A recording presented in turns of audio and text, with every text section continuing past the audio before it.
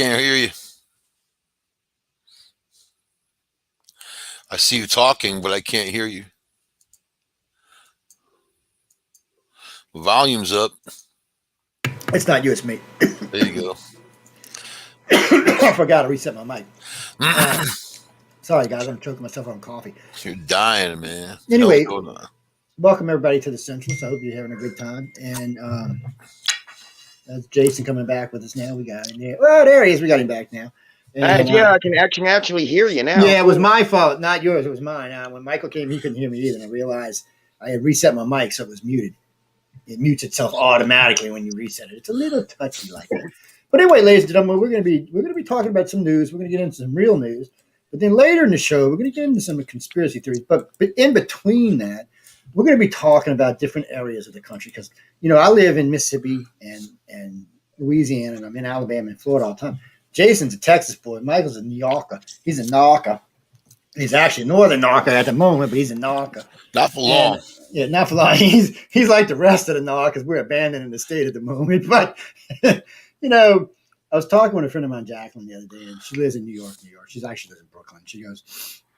She says, Joe, I love this town, but I can't stand this town. I'm like, whoa, wait. You love this town, but you can't stand this town. She said, well, and she starts going into this long 30-minute spew about why she hates it. I said, look, any big city that you go to that's a blue city is going to be the exact same thing. It doesn't matter if it's Chicago, Los Angeles, even New Orleans. It's going to be the same shit. I said, if you want to break that, I said, I can tell you one blue city that is different, and I'm sure Jason would attest to this. It's Austin. Austin may be a blue city, but Austin, it really has its shit together for the most part. It's clean, it's efficient, it's fun. It caters to all ages and groups and crowds. So I don't know. It's not a bad place. I mean, don't get me wrong. I like Houston. I like Dallas. Houston's becoming kind of a sprawling, how can I say this politely, mess. But, it's always been a sprawling mess. Now it's like the suburbs. It's a super mess. I mean, in like the last 20 years or so, it's like there used to be like a good 5-10 miles of open highway between, all the little towns that are a few miles away from each other up around Houston. But now it's all just indistinguishable from Houston. I mean, it's all one giant concrete pad. Yeah, sprawl, man, sprawl.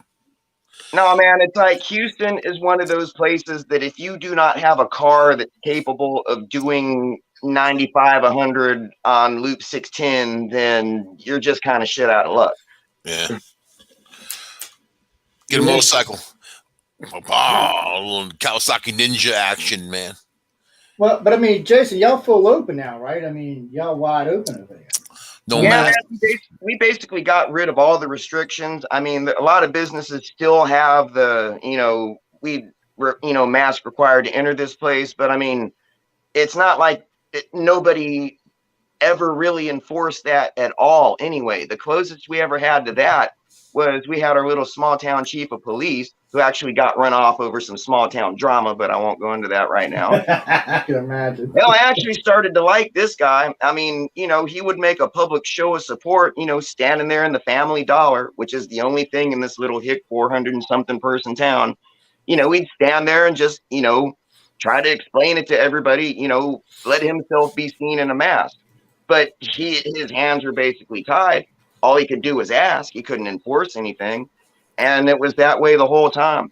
Especially around here, it's like I'm in like the lowest population density of all.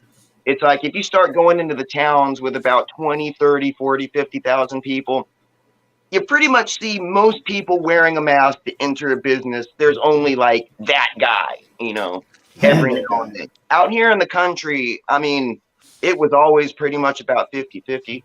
Because you can't tell none of us, corn-fed country boys what to do with our freedoms and shit. I mean, okay. Look, and let me get on this whole like California exodus and everybody's moving to Texas and all these southern states, man. It's like you see these hicks out here with their chips on their shoulders and their "Don't California my Texas" bumper sticker on the back of the pickup truck, right? I'm sorry. You'll see one or two a day out here in the country. I'm not shitting you. Quite honestly, I would rather talk to that fucking SpaceX engineer who moved down here to put rockets into space from my home state that I love than some dumb hick who thinks being from some white trash trailer park makes him better than somebody. You know. To say what kind of weirdness is going on out there. Well, it's their own good, insecurities, isn't it? Like insecurity rules a lot of people, man. So that's that whole they don't have shit, so they have to say I don't give a shit, but they really do give a shit, you know? Because if they had shit, then they'd realize shit, right? Man, they're basically people on the bottom of society that are trying to make themselves feel better by trying to find somebody better off than them and basing all of their problems on that. Man, you know how it is. All kinds of isms involved in that shit. Yep. Y'all just confused me there. I must have lost track of conversation somewhere. Because he lost his shit. It's, so you know, well, I mean, you know, I listen. Sometimes I'll catch in two idiots. Well, it used to be two idiots, Walton and Johnson. Now it's just what is it? Walton and Johnson's there. Anyway, one of them's dead, one's still alive. I got some new host Kenny, but I can't really listen to them live because they're a little. I don't know. It's hard to explain. Every now and then I'll hear these bastards come in and they'll be talking Texas this, Texas that, Texas. But they talk a lot of Louisiana stuff because they used to be down here. And it's weird when you listen to them talk. It's like a whole different world. I said, man, I've been in Texas. What the hell are you talking about?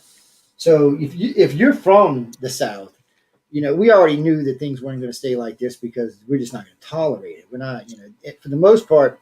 And Jason's right. You got to watch the rednecks because they don't want anybody down here. And Alabama's got its own really secret industry. It likes to keep it that way. It don't want anybody else in there. Florida's kind of the same way. They don't mind you coming and visiting, but you know they want your ass to go home afterwards. Louisiana don't care. You can hang out there. They don't give a shit. Mississippi though, and Georgia, as long as you go to Atlanta, nobody's going to bother you. But you get out in the sticks, and Georgia's got quite a few car plants. And I didn't realize that when my mom was passing away and I was doing a drive back and forth. Kia's there, Toyota's there, Honda's there. There's like 11 of them. All spread out along the interstate. So, you know, I guess in those areas you'd be all right too. But I'd be careful. If you're coming from California, New Yorkers have a better way of handling themselves. And they might get a little bit more respect than the California people do. But Jason, I agree with you. Well, I would rather talk to an engineer than get anyway, go ahead. Well, the thing about it is, it's like most people are not like that. But, you know, it's that one fucking guy that has to have a chip on his shoulder about everything that just kind of like ruins it for everybody. And chances are, if you are in Texas and you're from California and some Texan starts getting in your face, calling you some kind of liberal child, adrenochrome molester or some shit like that, I guarantee you there are 3 other Texans that are going to step in and be like, hey, back the fuck off. Leave him alone. It's true too. They would. They'd be like, "Hey, what are you doing, dude?" And I will be one of them if I catch any of that shit going down. Oh, Chris, I'll be back on screen. You'll see me. I'm actually taking care of something for another host. But, it's Cali people drive me nuts. Don't get me wrong. I got a lot of friends in Cali, so I don't want to hate on all of them. But there seems to be a particular sect out there that I could do with never speaking to again. I have to be honest. Especially them San Francisco guys that think it's all right to just walk around the city taking a crap and a piss wherever you feel like that. I still cannot understand the logic to that. Somebody's got to explain it to me. Because they're crazy. But I mean, come on, it's unsanitary. But they're crazy. They don't know about sanitary. They're crazy. When someone's crazy, they're crazy. If someone pulls their pants down and shits on the sidewalk, I automatically know something about them. I don't have to guess. You know what I mean? I don't invite them home. And I realize that one day they're going to ticking time bomb go off and then probably kill someone and themselves. You know, I mean, come on, man. I saw a woman at the subway station do it, pulled her pants down and took a piss right on the platform where people waiting to go to work. There was like such a surreal scene. And she's like some crazy crackhead, man, just like boom. But we automatically know that what's going on. But we're in a society where people like that get passed over. Like, you know, no one wants to do anything about them. We used to lock them in insane asylums. We don't do it anymore. You know, we want to treat them and have them walk around, even though, you know, most of them really can't take care of themselves. You know, so I don't know. There's so much to it, man. But we see our society crumbling, no matter who's in office, no matter what goes on, because that's the order of the day. Viva la Trump.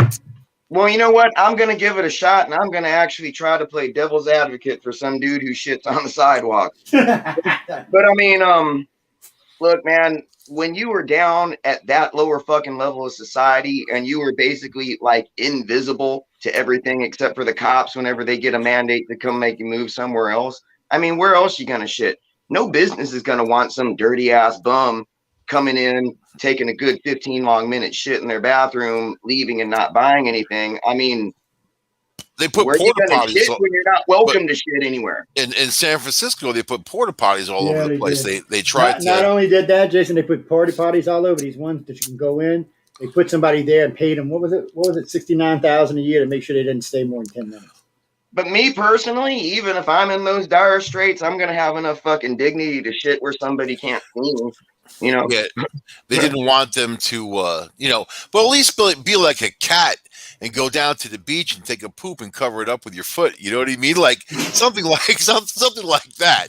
Have some dignity, But Oh, like on the man. sidewalk, All right, let's move on to another conversation. God. well, unless there's actually a controversial bill like going through our legislature here in Texas, and it's like basically an anti-homeless bill, but it's got basically the entire camping and RV community pissed about it because look, all these hicks want to blame everything. Oh, look, there's homeless in Dallas and Houston and all them blue cities.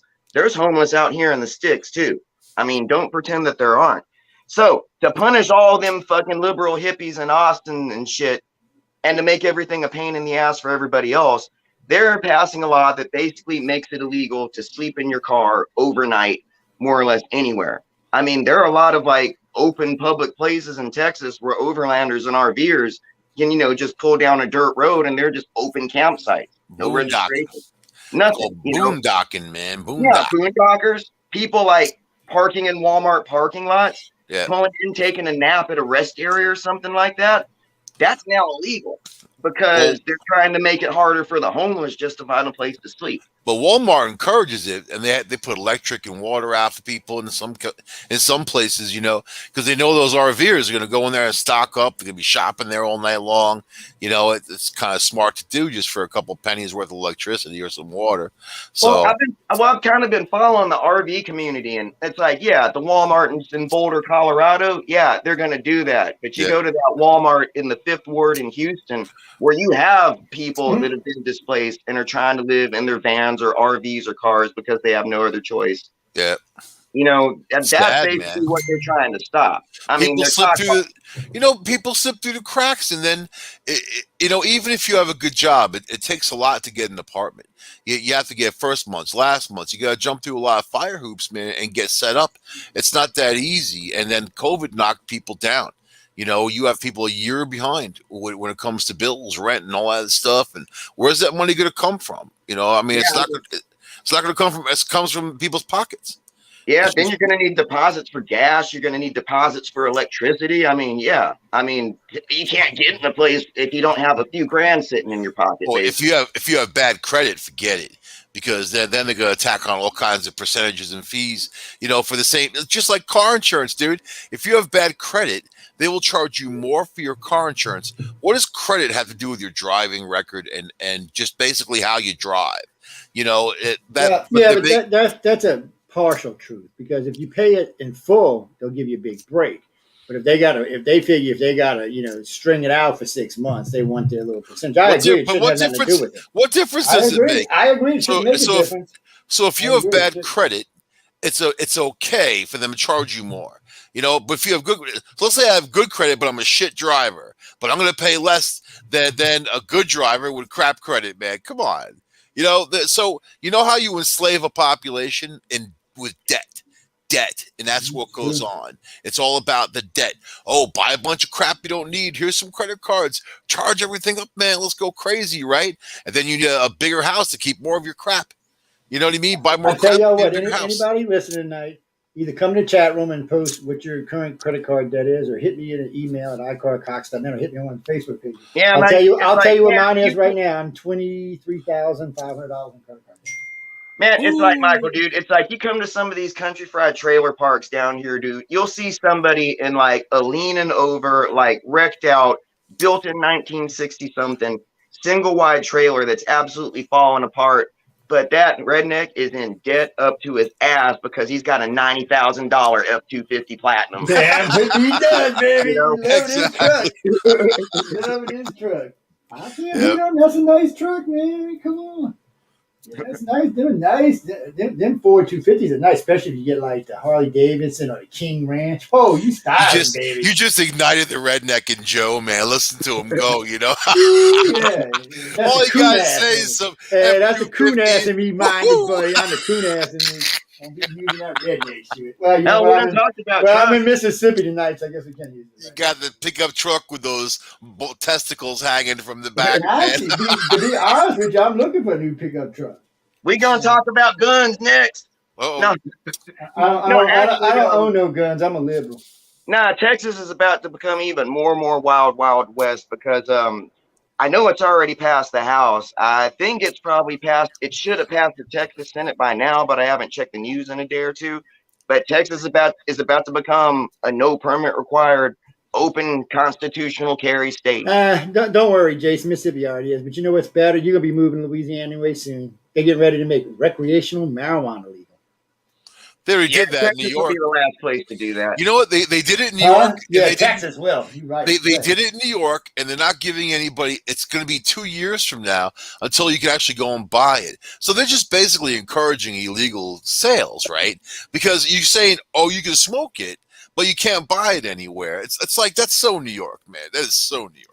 You know? If it ever happens in Texas, some senator's fucking brother-in-law will basically get all of the permit to grow all of the weed. Basically. Oh, you know, it's interesting you said that because I was listening to one of the Mississippi talk radio shows yesterday.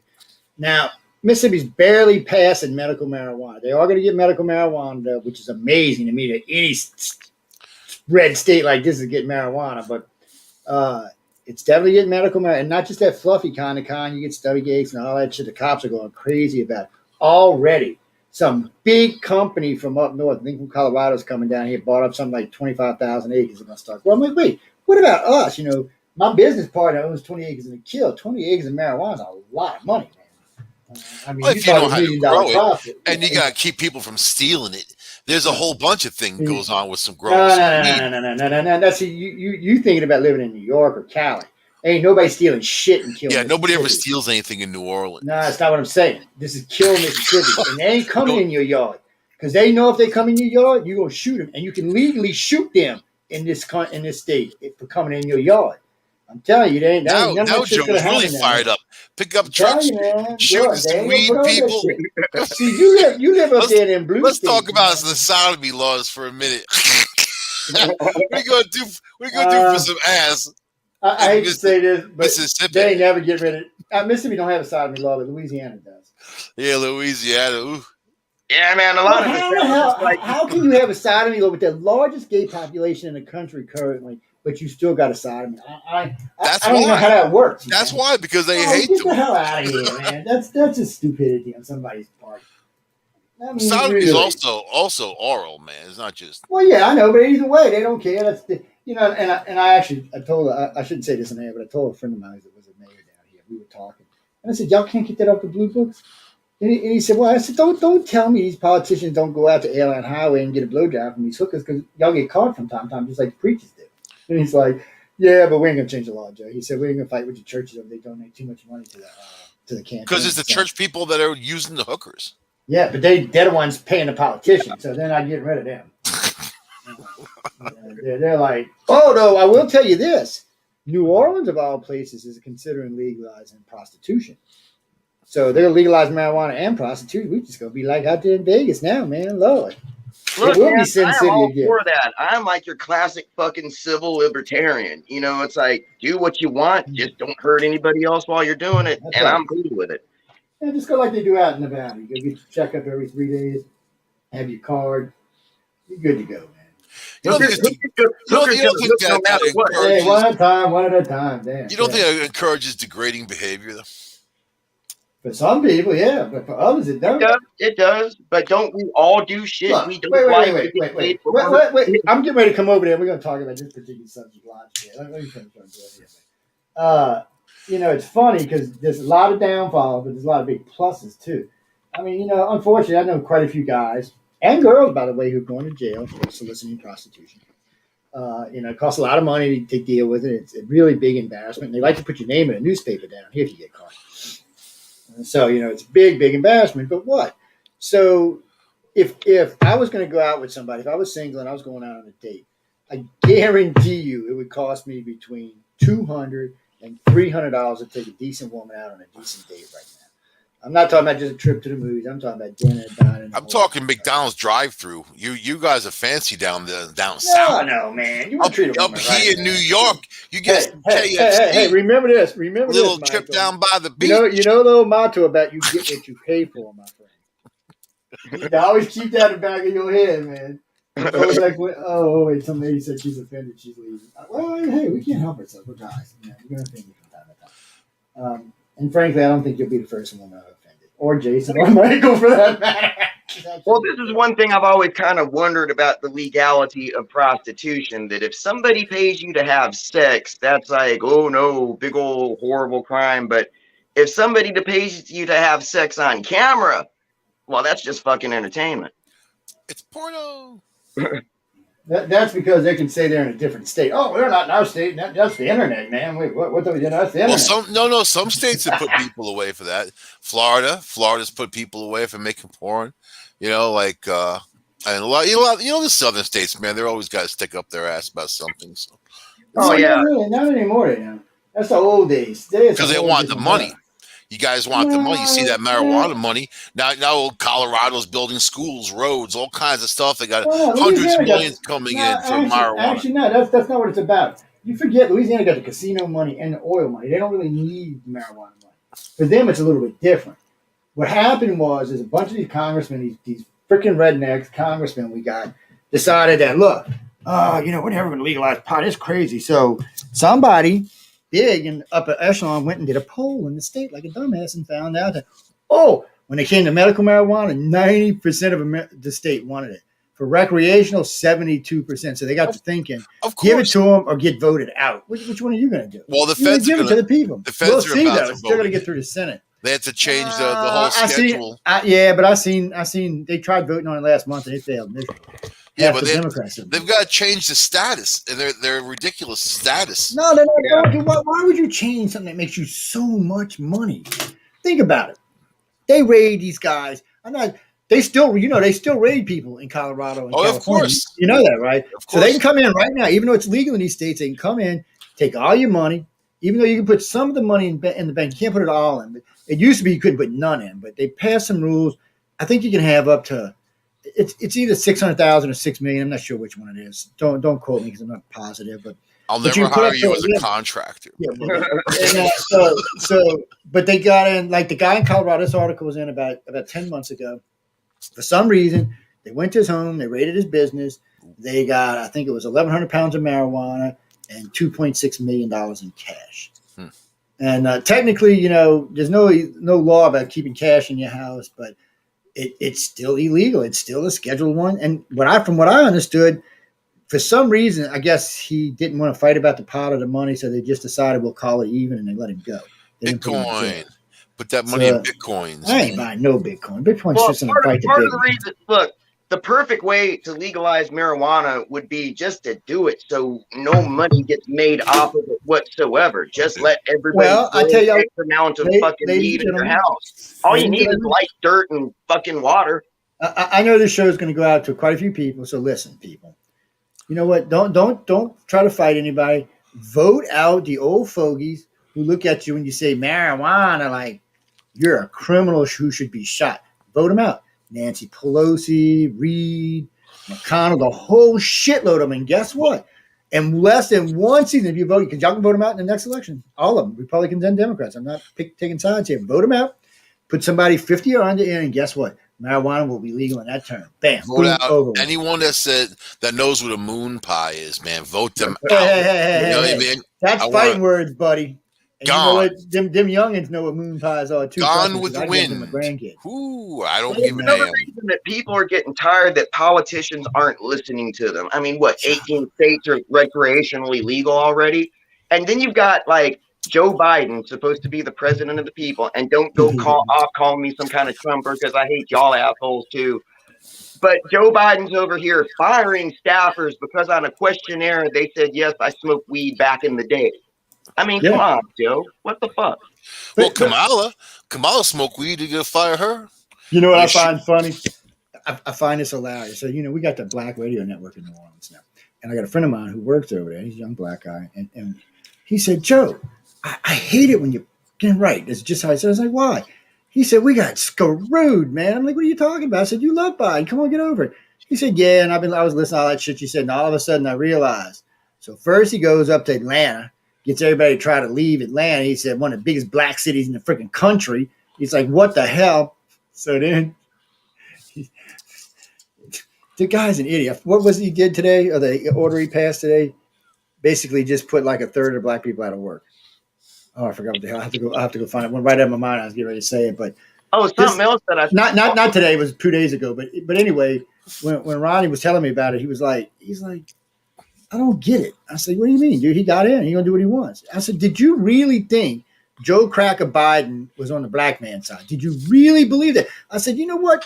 I said, sometimes I just wonder if you're stupid because come on, dude, look at this cracker. I said, even I call him a cracker. And I said, I said, come on, man. I mean, the dude's a cracker. I said, he put more black people in jail than anybody in the damn country with all them crazy laws he passed. And then he brought in the woman who put more black people in jail in California than any DA and made him his VP. I'm like, what the hell? And you wondering why he's passed. To all my black friends out there, reparations is off the table. Democrats are look. If there are any black people listening, I'd really like to ask your opinion on this because have y'all heard about basically the menthol cigarette ban that they're trying to ban? Oh yeah, that's the other thing. Yeah, that's the other thing. And the reason they're doing it isn't for general health of anybody; it's to protect black people from themselves. And look, you black people are dumb. That's what Biden's telling you, Uncle Cracker. That is your choice to make, but doesn't it have some bad optics if you only ban the cigarettes that black people are supposed to predominantly? And flavored cigars. Flavored because they roll blunts with flavored cigars. I'm already telling you this. They ain't taking my flavored cigars. I will start getting revolution over this. Flavored cigars. Man, and no right now I'm smoking them swirls. I done got hooked on them things. Because I don't smoke nothing else anymore. So I'm bored. Joe said, "Don't you take my coconut blunt." What the bleep? Sorry, guys. I don't even know what anything is that. That's my damn iPhone going off. I thought I had it turned off. Hey, Grandpa, answer the phone. Actually, no. This is a lady I've been trying to get hold of. A friend of mine, Amelia, turned me on to, and we want to talk about some stuff. But I'm gonna text her while we're talking. Damn, it sucks. I'm not on my way. Don't get stupid phone. Anyway, apologize for that, guys. That was like back talking about guns or pickup trucks. What the hell? No guns or pickup trucks. Oh, now I have to say this now because you brought it up. So, I'm hired a new roofer for my house, and these guys show up. Now, I already know it's gonna be expensive when they show up in 2 new F-250s. I'm like, really? Uh-oh. I'm like, oh man, what's the price going to be here? And I got a metal roof on this house right now. And the metal roof is usually twice what a shingle roof is. And so I said, he pulls up. I said, wait. I said, dude, I know how much both them trucks cost. And I said, the red one probably about 50. The white one probably closer to 75. I said, give or take. I said, because they fully loaded. They look like maybe they're 2 years old, like he bought them from the last hurricane. He started laughing. They're out of Texas, by the way. And we got to talking. I said, yeah, you still paying them bitches off, aren't you? I said, not on my house, I said, it ain't going to happen. So I sat down, I gave him an entrance pay. I said, this is what we got. This is what we're going to work with, and this is what you can do. And then we agreed on the color and everything. So probably about 3 weeks later, which the studio needs one because the studio started leaking. And you can't be leaking on this electronics thing. I'll go a little insane about that. Brenda, and thank you, by the way, for I can't remember your whole man's name now. Yeah, it went right out of my head. Yeah, it's what you call old age, baby. That's all. Oh yeah, okay, Lonnie. I'm sorry. Yeah, I remembered it. Yeah, for some reason, it just popped back into my head. Yeah, I was hoping you would text it. Tell him thank you for the little 6 core that came in the other day. I haven't even started it up. It's sitting on the floor here. Yeah, he put all the stats on top of it, what it was. Yeah, 4.2, 6 core, running 8 gigs of RAM. Tell him thank you. I appreciate it. It's Since you done brought up computers, I mean, like the supply chain is so ridiculous right now. It's basically nobody can build anything because there are no microchips available. there's nothing available. We're gonna talk all about all of that. So right now, I finally get in a position in my life where I might be able to really make some serious money. And I made some really big money twice in my life before, and I'd really like to double that or triple that. And the station's starting to do real well. And I got some opportunities with that, but I just so we got some land. We got about 20, 30 acres we can build on. We were going to sub it out in quarter lots, maybe half acre, maybe a quarter acre, and start building. I mean, that's where my dad made all his money. That's where his uncles made all his money. It's where quite a few members of our family made all their money building and selling. So the seller's market's incredible right now. I put my house up for sale in Helois, the little threeplex we had. So we put it up for what we wanted, and it sold in 3 days. Boom. A friend of mine said, Joe, your house sold that fast. So he put his up for $50,000 more than mine was, and it sold in 2 days. This is old Metairie, by the way. It's in, and what's funny is my house is a shambles right now because of all the damage from the storm. And I've actually had 4 realtors come by and make offers on my house as it sits. So I told them, I said, I'll tell you what. I said, I got a good deal in this house. I said, when it went up in the market, it was for $360. I said, but it's got some damage on it. And I said, this is what I owe on it. I said, so I'll tell you what. I said, if you give me $260 as is, I'll move out tomorrow. And I said, because I got a place in Pensacola I'm looking at right now. I was going to buy it as a rental because I got to, from selling the other one, I got to get something to put this in so I don't have to pay all this tax money. But yes, people, boring stuff. Life is how it goes. And well, man, when anybody gets any ideas, Joe is poor. Okay. Yes. Trust me when I say that. I owe everybody a mom. You heard me earlier telling you how much credit card debt I had. When you're rich, you don't have that much credit. Well, you could, but you probably don't because you just use your debit card. Use real cash. Yeah, debit cards are cash now. I mean, for the majority of people, and when I met Jason long times ago, Jason was just a pup. Man, I didn't even want to use plastic of any kind. I didn't even like talking to people who used it. I know I hated this shit. Didn't want to be involved in it. Want to mess with it. Next thing I know, I got 36 credit cards. I'm like, what the hell happened here? Train wreck is what happened.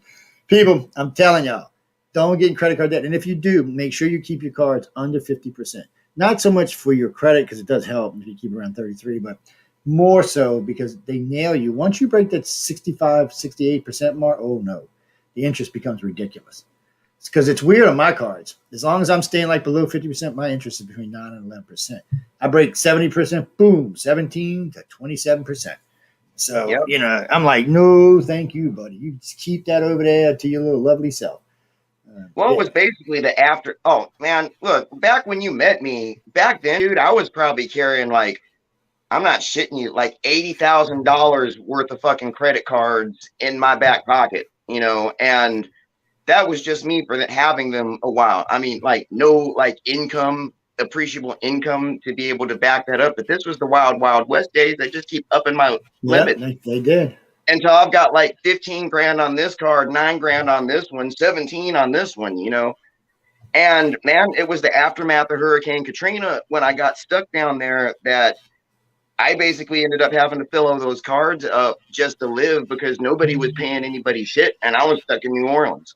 Yeah, it was a crazy time. That's for damn sure. I eventually got out of that. I basically don't even have any credit cards anymore, but I'm at the first point in my life where I went from like one of the brokest people you could possibly ever meet to now I own more shit and have 6 figures in the bank. I mean, this is kind of like a completely new experience for me. And it makes life different for you. It relaxes you more. You can be more comfortable. You can make better decisions because you don't have to, Actually, it's a little bit dangerous because right now I don't have to do a damn thing, and I'm not doing a damn thing. Now that's a little bit self-destructive. Yeah, but you'll get motivated. Don't worry. You'll want to get out and get about. It's just a matter of time. It may take you a little while, but you'll get your ass out and about.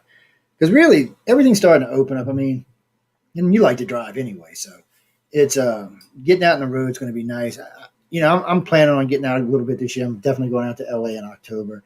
Hopefully both award ceremonies are going on, so we'll be present for both. So we'll be out there for fun and vacation. And we're thinking about doing the Writers of the Future thing when we go out to WordPress, because there are going to be a lot of big names there. We were thinking about maybe doing a little mini conference while we're there. Not so much maybe more science based than, well, maybe we'll label it more science and include some weird stuff in it, but something a little different anyway. Yeah, I don't know, something, man. I something might not different. be able to go to that one because I think the Scientologists still have me on a bad person list.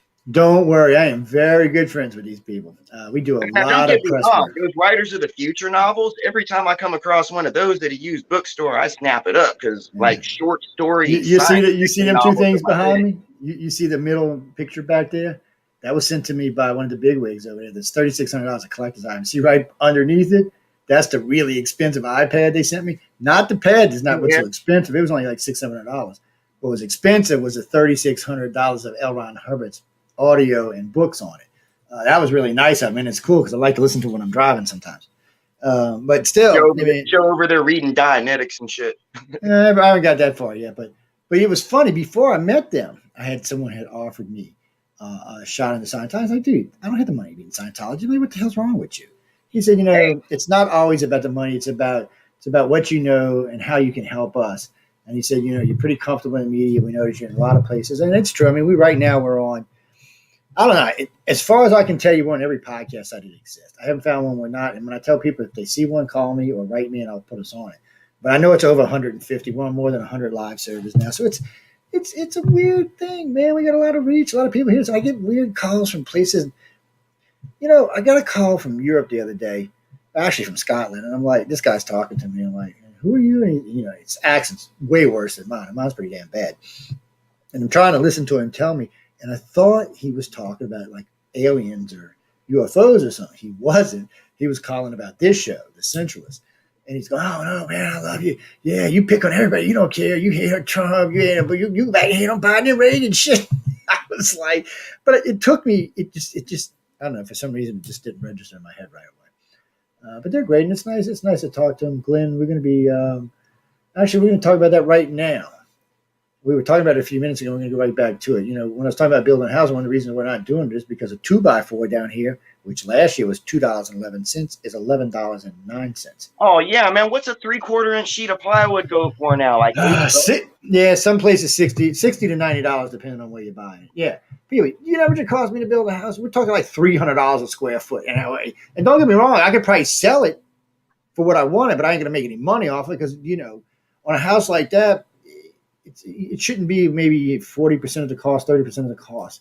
This is going to be like 70% of the cost is going to come from that one source, which just doesn't leave much of a profit margin. You want a 15% profit margin when building a house. Right now, I think you'd have, I hate to say like 5 or 6%, and that would be risky. You could get stuck. The market is selling big right now, but that doesn't mean it's going to stay like that. And by the way, whoever sent me that, no, condos are not selling like that. That's homes are selling like that. Oh, yeah. And you can go call any realtor if your home. I would actually try to sell it on your own first, but because everybody I know recently sold theirs on their own and it sold fast. They don't even care what they are right now. They're just buying them up because they can't get inventory. I've seen junky homes in the a city. big part of the problem with the housing market right now is that I don't know. I've recently read an article that basically I think it was like 1 out of every 4 homes is not bought by somebody who's going to move into it. I Nope. mean, right now there are a lot of Rent it out. there are a lot of people that are looking forward to living the American dream, becoming homeowners, investing in a piece of property. But when you're willing to pay 20% down and put a 40-year mortgage on a place, they're not going to sell to you. They're going to sell to that bank or that real estate developer that's going to make you a ridiculous cash offer. They are. And that's really a big part of the bubble that's happening right now. Show me the money. Where's the money? I don't know, man. But yeah, like you were saying about the lumber prices, it's like I'm actually got 90 acres of property here, and like 60 acres of that is all red oaks and white oaks. And it's like I bought a little drone for a little project hobby to do with, and I've been flying over it, kind of like observing the trees and how my canopy is doing back there.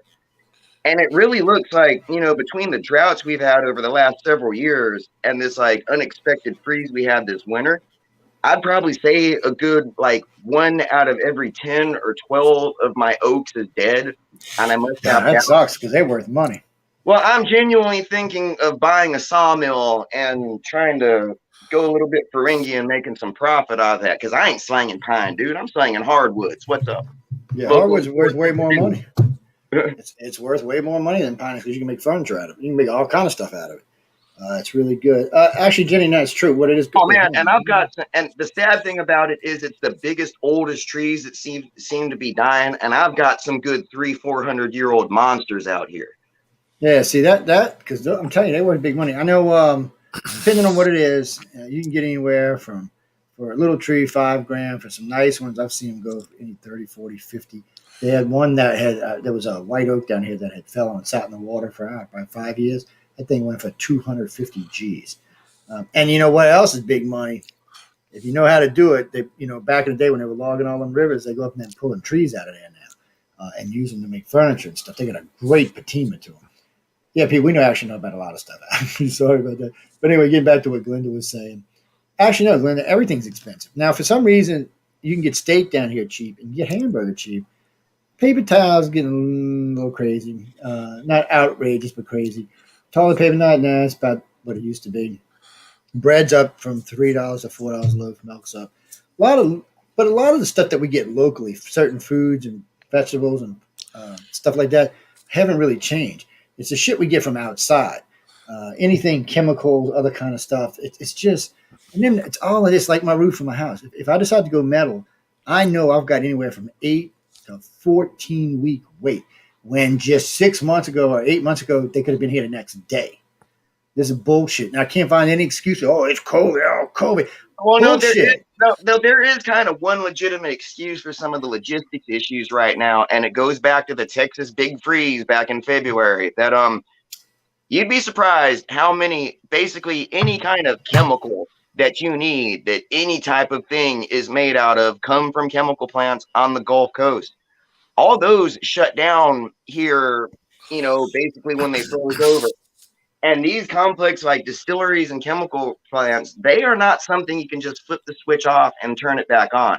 If they go down, it takes weeks to months to get them going on. And that's a big part of the problem right now is the raw materials to make everything are kind of in short supply. I mean, if you're running a just-in-time inventory system, you're kind of shit out of luck. If you're running a more traditional business model where you have supplies in a warehouse somewhere, you're still in the game for right now, but it just catches up with you later.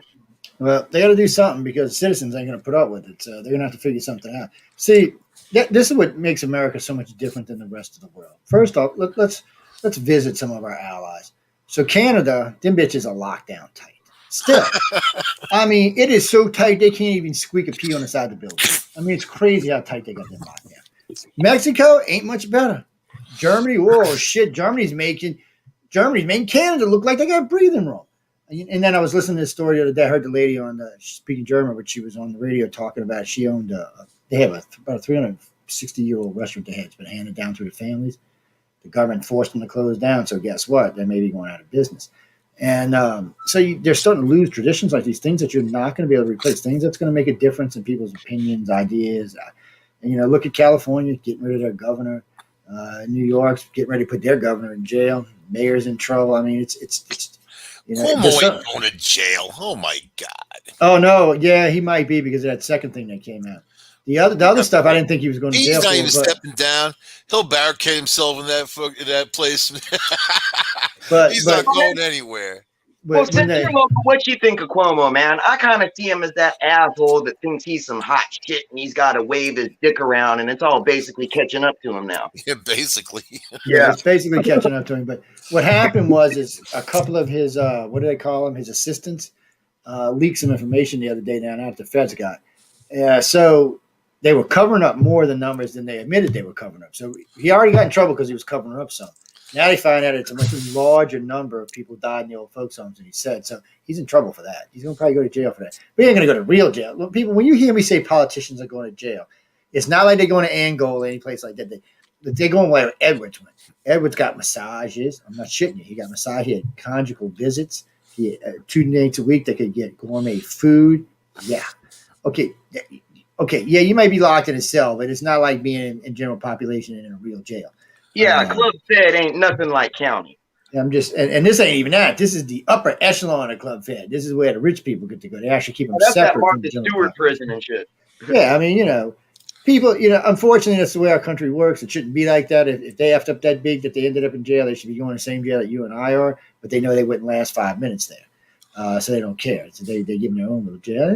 Money talks and bullshit walks. All that's wonderful stuff. But so it's like everybody's like, well, Hillary's going to go to jail. I said Hillary will never go to jail. And if she does, if by some god chance she does, it ain't going to be no real jail. And I said they'll probably just clamp something around her ankle and tell her to stay at her house. None of them go to jail. The one guy that went to jail hung himself from 4 feet in the air. Yeah. That's it. That's all, folks. Yep. Yeah. But it was interesting. Hey, he hovered off the floor and then dropped, but he kept his legs up wide. He bungee jumped off. Anyway, I mean, guy. Hey, it happens, man. It's possible. Anything is possible, Sure. man. The guy They just happened to put him in a cell with a cop that was in there for strangling people. Look, I'm gonna show you what happened. I'm gonna show you exactly what happened. An ex-cop. This is what happened. Ring, ring, ring. Now listen. I'm gonna tell you what happened. Wait, I'm gonna tell you what happened. This is exactly what happened. Guy sitting there, phone rings. Hey, hello. Hi, Bob. Do you know who this is? Oh, hi, Miss Hillary. Is it that time already? Yes, it is, Bob. Now, do you know what I want? Yes, I think I do, Miss Hillary. Is he there with you? He's in his cell, Miss Hillary. Okay, now you know he can't wake up in the morning. And if he does, you're not. Goodbye. And of course, that was the end of that. Because there was no camera footage or nothing. I mean, come on. No, man. They don't talk like that. She would say, he's not getting that a wake-up call. That's what she would say. Yeah, but that was for the sake of the radio audience. We might you gotta say, no, you gotta be cool. These guys are all cloak and dagger, man. They're all like, okay, kill the chicken or whatever. Wait. Okay, so Kanye, my ass. Okay, I'm sorry, dude. So Kanye, he already identified himself as a Z-Jenner. Okay, he said he's 22 years old, and he thinks that anybody who served, how long? Did I get that wrong? Last 24 years as president. I can't say that on the air, dude. I get the gist of what you mean. And you think all of this is a hoax? No. Okay, I can't agree with you on the COVID stuff. COVID's definitely real because I got it last January, so I can't argue with that. But I will tell you this. A lot of this other stuff, these certain shortages are. There's some really legit, there's some real ones because there's been a lot of logistic problems in the country. We're short on truckers. We're short on trucks too. And thanks to Texas, because Texas actually got a lot of our people tied up right now because they're trying to recover from their great freeze that they should have never had a problem with.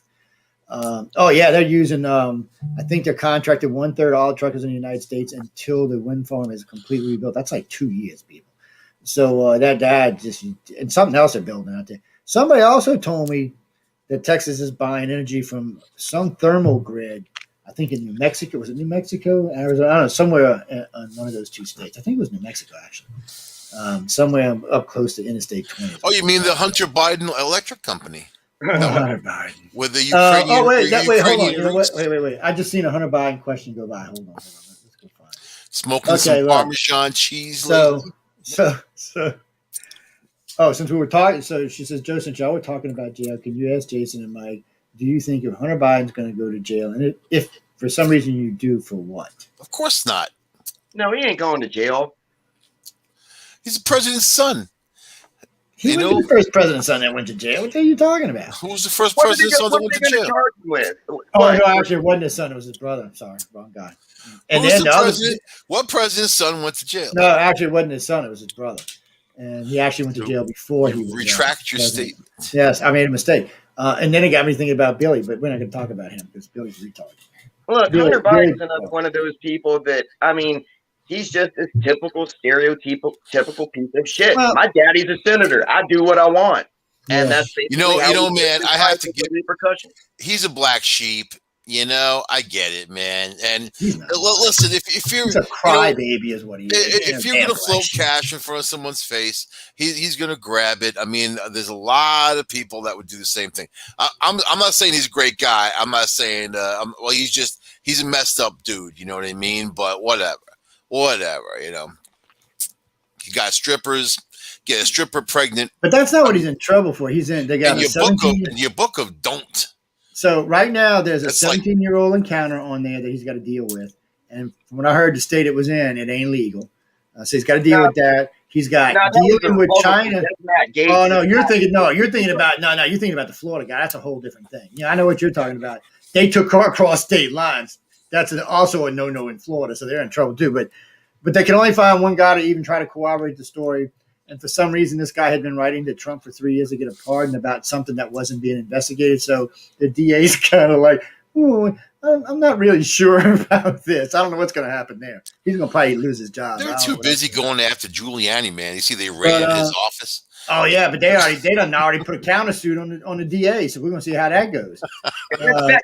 Like all those Republican suits, it's not going to go anywhere.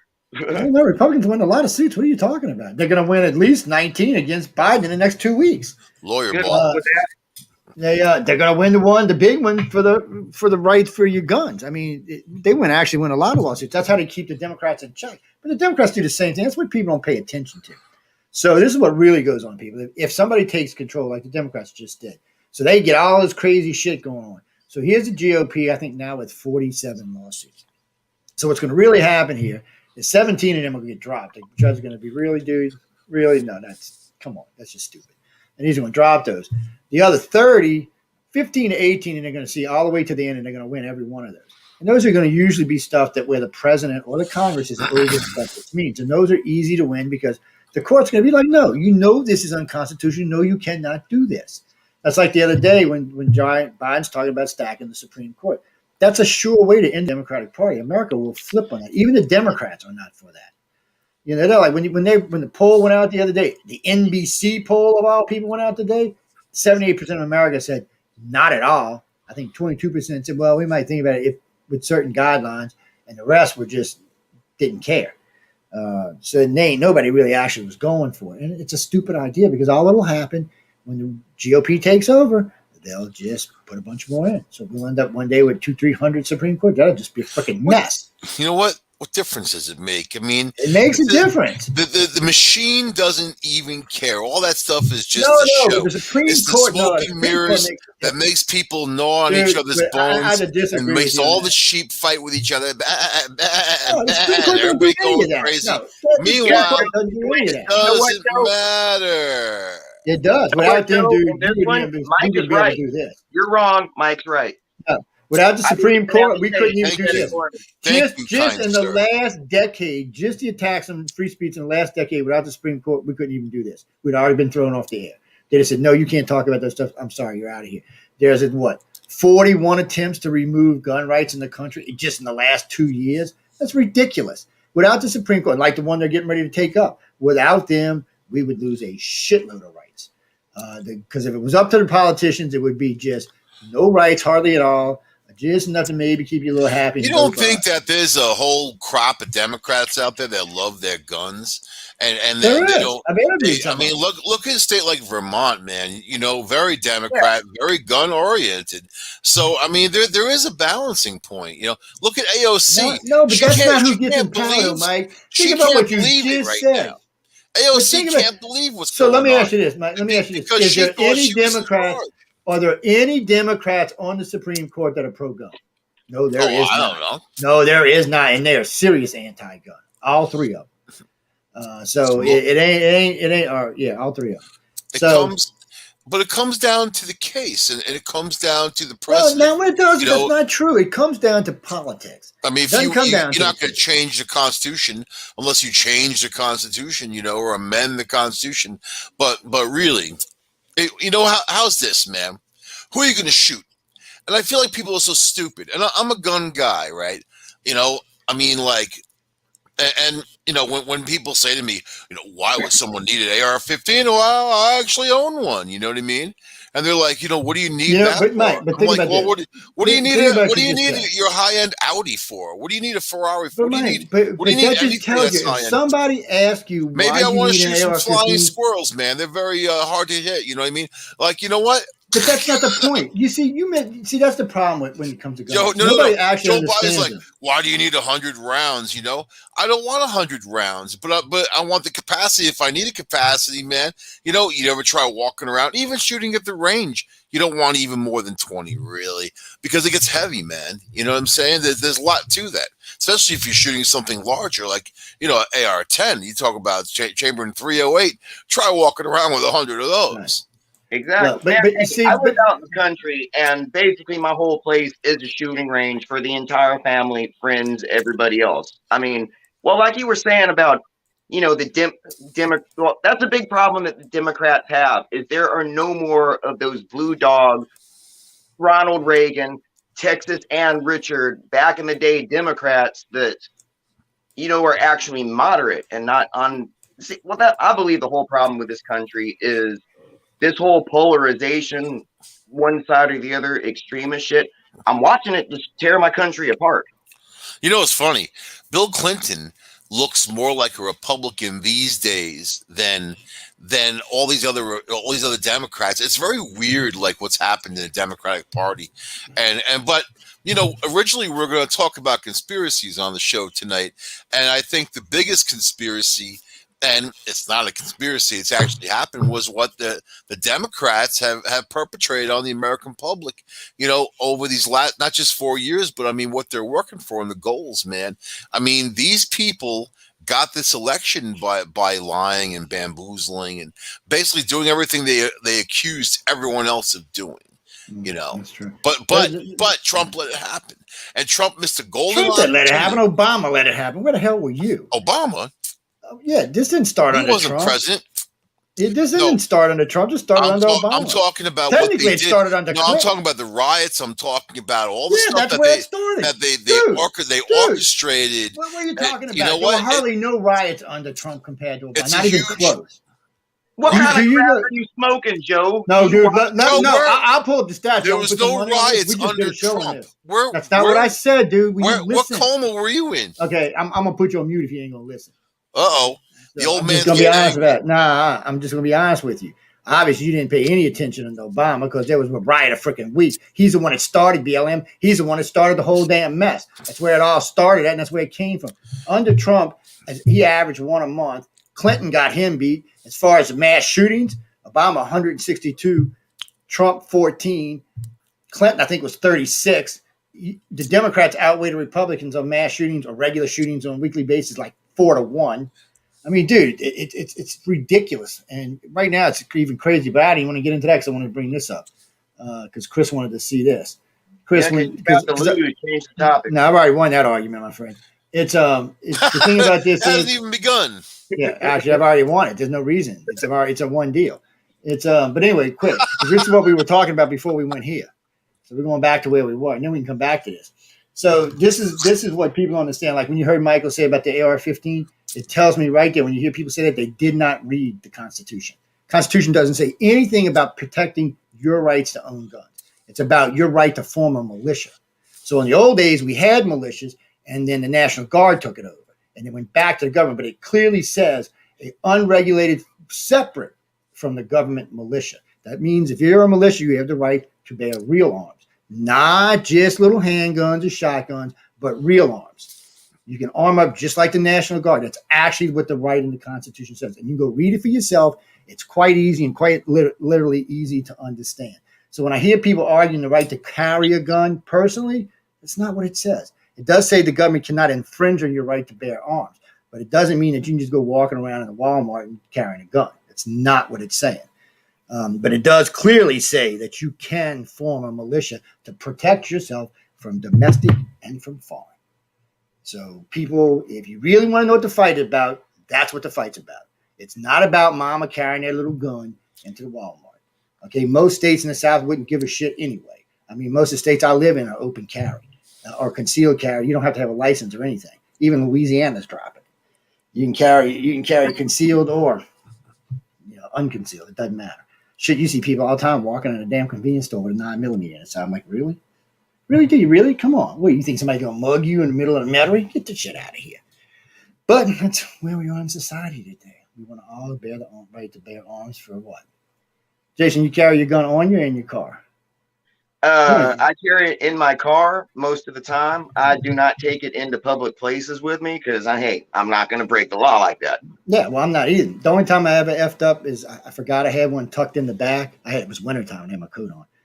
And I'm sitting down at a casino gambling, and I went to lean back. And I was like, oh, was that? And I reached back and I said, oh, shit. So I got up, cashed out, gave them a ticket, and moseyed my ass because, man, the troopers will take you down in a casino if you got a gun on you, man. They do not play around with that. That's one of them. That is one of them. That and banks, man. And I did see a guy accidentally walk in a bank one time with him. He ran out just as fast as he came. Well, people like us aren't the problem. I mean, look, No, we're not. I can kind of understand some of the gun control arguments to a certain degree because there are a bunch of people out there who do not need to have. I agree with that, and I'm not against background checks or any of that shit. Somebody said, "What?" I said, "No, background. No problem with background check. I mean, you should. It's to me, background checks and voter IDs should just be mandatory things. It should not even be an argument. And I guarantee you, if you ask the nation, not the politicians, that's the answer you'll get. Because I've really not met that many Americans that were anti-voter laws or anti-gun. Now, I do know a lot of Americans are anti-concealed carry. But as far as owning a gun, most Americans I know aren't like that. A lot of even almost every liberal friend I have has a gun. All my Middleist friends do. Shit, I don't even want to talk about my GOP friends. They got freaking arsenals. They got a gun. They really literally got arsenals, man.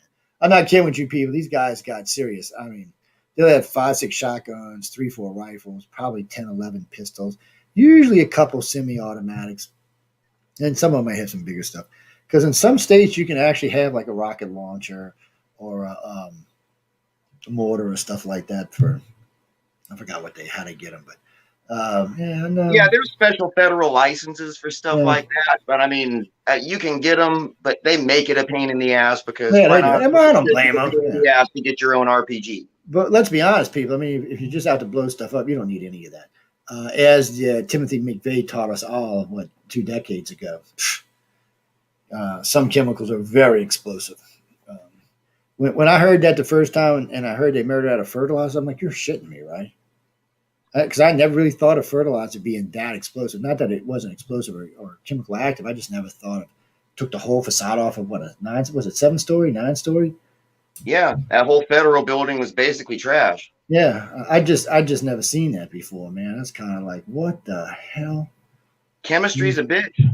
It is, and if you're good at it, but who would have thought some little redneck from Oklahoma somewhere? Yeah, I'm gonna teach you feds a lesson. I was like, well, I mean, the whole fundamental idea, like going back to the AR, I mean, like the whole scary black rifle thing is, well, for one thing, most of the guns that I personally own are older than 1964 and are basically family pieces that don't even have serial numbers. And even if you've got rid of any semi-automatic rifle, do you know how many people I can kill with a lever action rifle and a single action pistol? You know, when I watch some of these things, I mean, the cat's out of the bag. I mean, and it's always wondered to me. It's always been in things when we see these mass shooters. You know, if you have any reasonable understanding of weaponry, I mean, you could really do some damage if you wanted to. So, you never really see some stupid kid get hold of a gun. I guess we should be grateful that some ex-Marine, or other than the one the one in Texas that shot up the college that time. That was way back in the day. But other than that, I mean, he was serious. That's a sniper. He just, hey you, just killing people left and right. But it's like the guy in Vegas. He could have done a lot more damage. He could have just sat up there with the window with 2 of them, just sprayed the crowd. Yeah, he could have took out at least 200-300. And if he'd have shot that damn gas tank up, and he couldn't have probably exploded it trying to penetrate it, but if he could have got it leaking and then got a spark going, he might have. Mass shootings are always going to happen. I mean, I don't think you can get around it. You can catch a bunch of idiots with their stupid, like, revolutionary chatter on the internet, tooling themselves up and doing anything, but that's not the guy you got to worry about. You cannot stop a sufficiently motivated individual that's got a half-decent brain on his shoulders. I mean, you can't do it. I mean, look, there are mass shootings that happen in every other country in the world where it is extremely hard to acquire a weapon of any kind. Well, you'll get thrown in jail forever for carrying a pocket knife with you. Yet those mass shootings still happen. Yeah, it's a whole hell of a lot easier in the United States. And look, I'm not going to gloss it over. And anybody who is pro-gun just basically has to admit this at some point. It's like, yeah, the occasional mass shooting, the occasional bad deed of guns, that is part of the price you have to pay for the freedom to access them, like we have here. Yeah, and it is, and I don't, you know, somebody just wrote in about it, but I'm kind of like guys, you know, background checks, no big deal, you know. Somebody had asked me a couple of weeks ago about, well, you know, what happens if one of your friends or one of your family members calls in and you get your gun taken away? I said, well, I think they shouldn't just come take it. I think they should do an investigation and find out. I mean, you know, that's kind of seems a little on the illegal side there. That's like pre-crime. I don't think that's technically legal. So most of that can be challenged. And if you got a decent lawyer, I think you win that. But and I think, you know, parents or friends or family should call in if somebody's going hack ass crazy with a gun. They should. Get it on videotape. That way they don't need an investigation. You know, you should look. No, he's lying. Look, see what he was doing. Yeah, see what she was doing. Just in case y'all know, guys, there's a lot of women out there with guns. They may equal the guys these days. Actually, every woman I know carries a gun. Well, man, down here in Texas, you just kind of assume that Everybody got a gun. only the dumbass, like, fucking loudmouth idiots with all their Sig Sauer fucking bumper stickers on their truck, you know, open carrying outside their pants and shit for the whole world to see, wearing a fucking Glock hat and, you know, all kind, like NASCAR, just like gun teams just sponsored a NASCAR. You know, No, it's you know, the reason I carry a gun a lot of the time is because of people like that. They wear it, carry it like it's a chip on their shoulder, and it's like, oh no, you are going to listen to me and respect my opinion because I got the means to kill you and everybody else right here. I'm yeah. that guy with a little semi-automatic 22 tucked in his back pocket that says, guess what, buddy, you ain't that fucking special. Goodbye. Yeah, I know. It's I don't know. It's kind of strange these days. And Glenn, I carry mine. I don't. Sometimes I carry it only. Sometimes I carry it in my car. Sometimes it's in the house. Well, that's one in the house, one in the car. But it just depends. Right now, I got a 9 and 235. No, three. I'm going to say 9mm again. 2 380s. Yeah, all three of them are automatics. No, you 35s only get 6 shots. My nine's got 14. So you better watch out. And I'm diddly with the bitch. I kill you running down the street, good. Well, see, I'm just going to put it like this. I'm not going to sit here and advertise what I have or don't have. It's more of a fuck around and find out kind of thing. Well, that's true too. And somebody, you know, I would, you never know what I'm carrying. So, and I'm thinking about buying me like a 45 this year. I used to have a nice 45, but the only reason I'm shooting. Oh no, actually, I wanted to go back to Reese. Actually, dude, I've been stopped in Texas and had a gun on me. So I got stopped for speeding in Wichita Falls, Texas. I was like, where? Because I thought that was in Oklahoma. What did I know? So anyway, they pull us over. Jason's buddy Joe was with me. And they do the whole 9 yards. He said, you got a gun? I said, well, yeah, I got a gun. He said, really? Because I had New York plates in the car, so I was a little nervous. I said, yeah, I got a gun. And when I handed him my license, he said, oh, you from Louisiana? I said, yeah, it's a rental, dude. He's like, oh, really?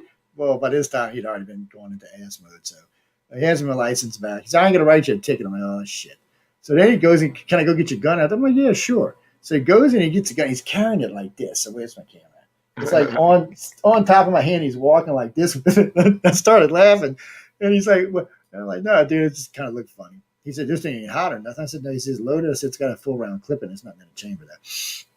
I said, I don't trust that gun when I'm driving down the highway on bumpy road. I blow a whole fire of damn car or something.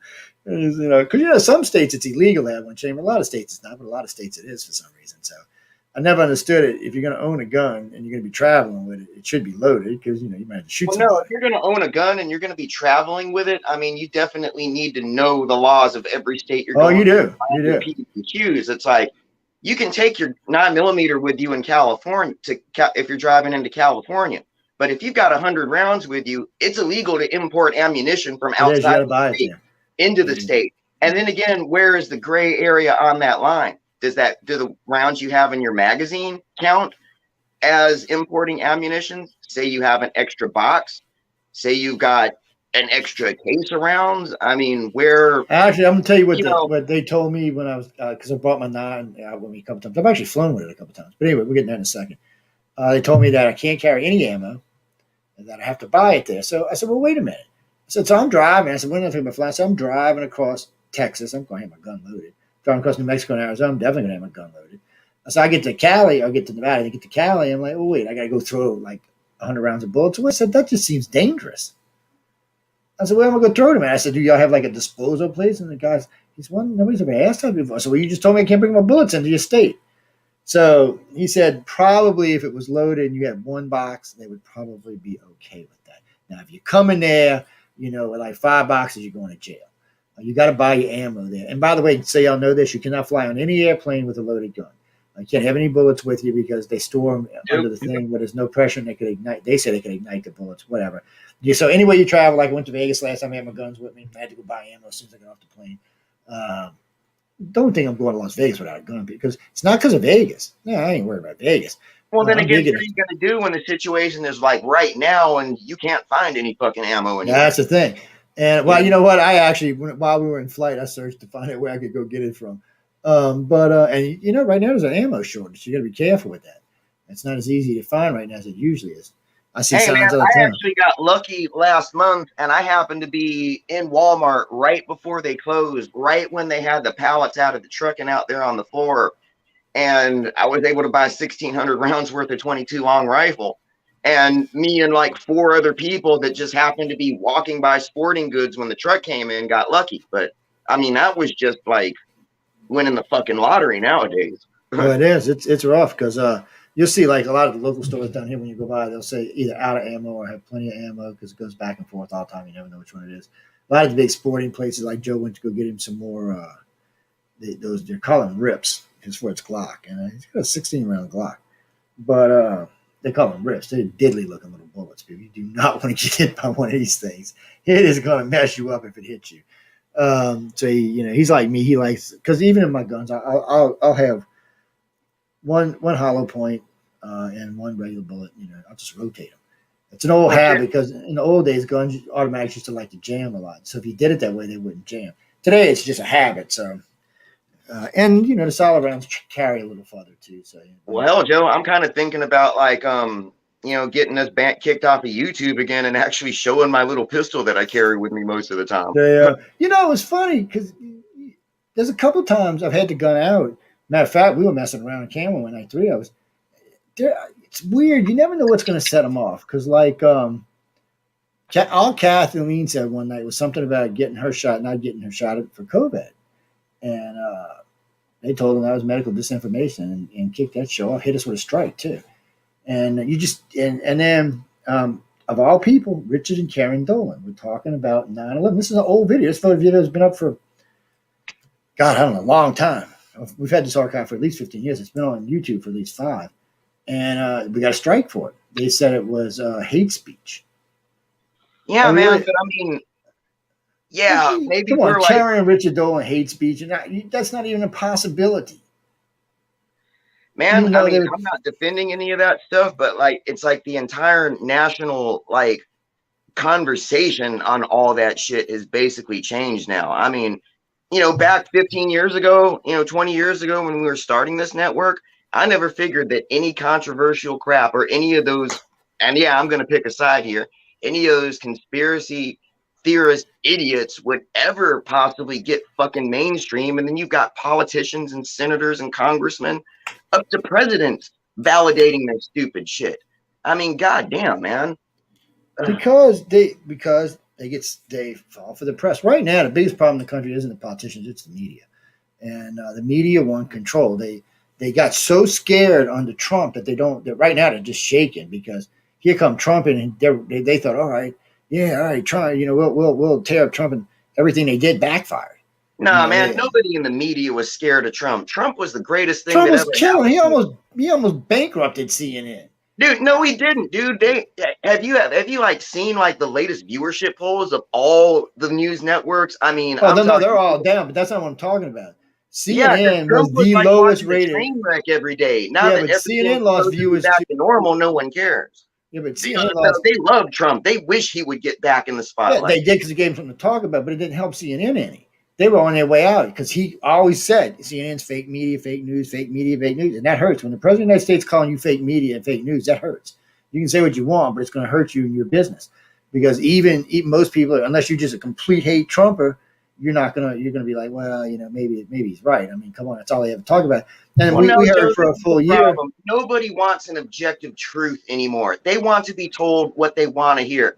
Man, like that New York Post writer who just had to quit because she said she was told to write that fake story that, oh, they're giving every kid that comes into the border detention facilities Kamala Harris's book, which was just the made up, stupid fever dream conspiracy shit. And it's being ran in okay, the Post isn't that fucking credible, but at least a recognized national fucking outlet. I mean, that's how bad it's gotten. It's not just one side or the other. I mean, that's probably one of the worst things that ever happened. One of the worst side effects of the internet is you can get caught in a complete and total echo chamber circle jerk where basically fringe shit is all that you become exposed to, and you have no other perspective or no other grasp of reality whatsoever. Yeah, it gets insane. I mean, it's Come what on, man. That's why I can't even like come on half of these shows anymore, because I want to tell half of your hosts how like ridiculous stupid they are. But I mean, I ain't gonna do that to you. yeah, well, yeah, everybody's got their opinion, and there's a lot of stuff that goes on. And I tell people all the time, whoops, where'd that come from? Sorry about that. I was clicking the wrong thing, apparently. It was a Well, little Joe, weird this is the weird thing of it. All that fringe craziness shit we've seen following, like, the fringe and paranormal communities. It's like that was more or less contained to those specific little subgenres. But now that kind of paranoia and fucktardedness has gone mainstream. And I'm not shitting you, dude. I'm genuinely worried about this country. It's not just the kooks on the right. There are kooks on the left too. I Oh mean, yeah, it's crazy. Whatever side you're on right now, you got. But I've been talking about this for about 15 years now. I noticed this started. Reagan had kind of shifted things a little bit, and then Clinton came in, and Reagan and Clinton both did decent jobs as presidents, but they kind of set a particular thing in motion, and then after that, the next idiot. I mean, well, I should say next idiot, but Daddy Bush. He just got us into a war, and kind of just to distract everybody. And then we got what? Then we got Clinton for what, 8 years, and then we got Baby Bush, who was just, I don't even know what to say about Baby Bush. He was just in a daze, in a fall, and then he had a rough this is start. what I genuinely think about George W. Bush is, I think he would be cool if he was my neighbor and came over for my barbecues and beers and stuff like that. But what I think about George W. Bush is I genuinely think he's a guy that meant well. He knew he was in over his head. He was told that his advisors were the best that there were, and he didn't kind of realize that they were fucking things up until it was already too late. Well, That's what I yeah, genuinely feel about Bush. And the way I feel about Obama is I wanted to buy into that, broad-eyed, bushy-tailed, it's time for some fundamental change and shit. And I think he might have been, you know, genuine about that. But once he got into office and realized the way that, like Michael was saying, the way the machine works, there's nothing you can do to fight it. no, you can fight it. You just got to be willing to take the heat for it. Bro, I think he was kind of like a combination of a total asshole and that dog chasing the garbage truck that finally caught the garbage truck. Now he had But no see, idea what that was fuck the he was problem. Yeah, well, that was the problem with Trump. They figured if Trump got another 4 years, he might actually get rid of some of this, and he probably would have. Reagan did. He managed to get rid of some of the corruption, and so did Clinton. But none of the other presidents since then have. And presidents like Obama and Baby Bush kind of encouraged the corruption.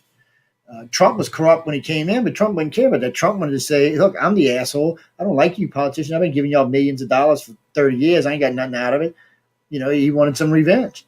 And he got a lot of it. He probably got more if he'd got another 4 years. But he just was insane. It's not that, and no, John, I seen what you wrote. It's not that. It's not that I don't think Trump didn't do some good stuff. I did. There's a lot. He really turned the economy around. He strengthened the country in some areas it needed to be, but he was insane. If what, I might have voted for Trump if he'd have been a little less what's the word I'm looking for, boisterous. That's a polite one, I guess.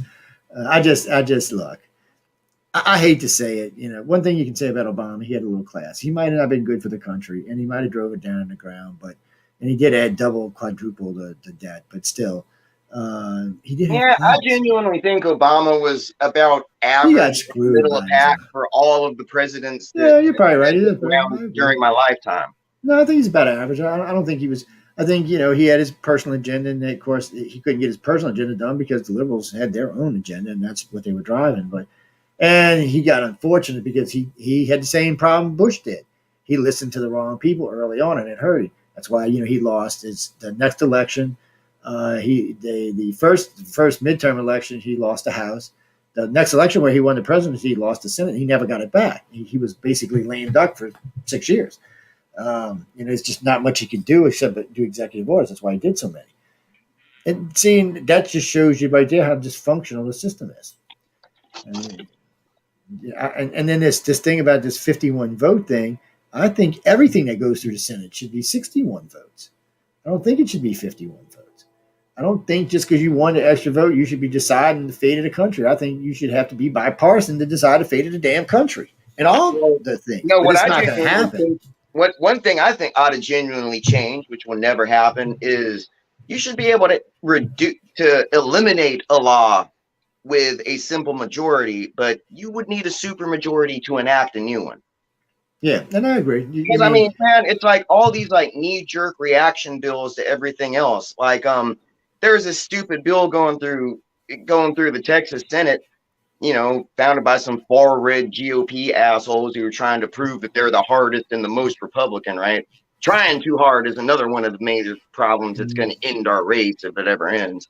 But it's like, this bill was basically like they wanted to like tax and penalize the hell out of wind and solar producers if they ever went below what they were supposed to produce. When, I mean, they're still carrying the narrative lie that it was wind and solar that caused the power outages. No, the natural gas lines fucking froze. The plants were not winterized, and actually solar and wind damn near met their projections. It was coal and fucking gas-fired plants that went offline.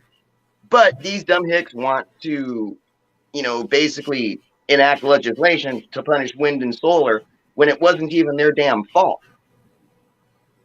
I'm telling you, man, every time my electricity so much as blips, if I wake up and I find my microwave clock is blinking, I get pissed because our kilowatt hour rates are not competitive here either.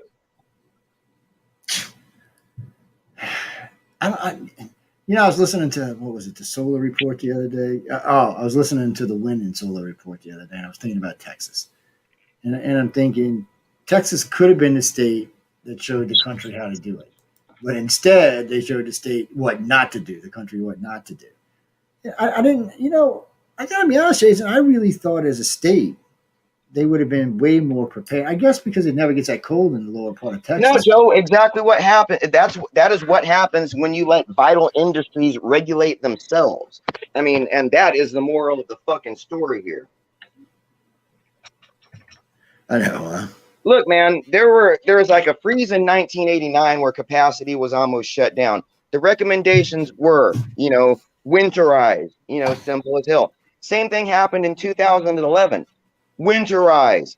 The state's like, oh, we've got these new winterization guidelines, but they were not enforced. It was a mandatory self-compliance thing.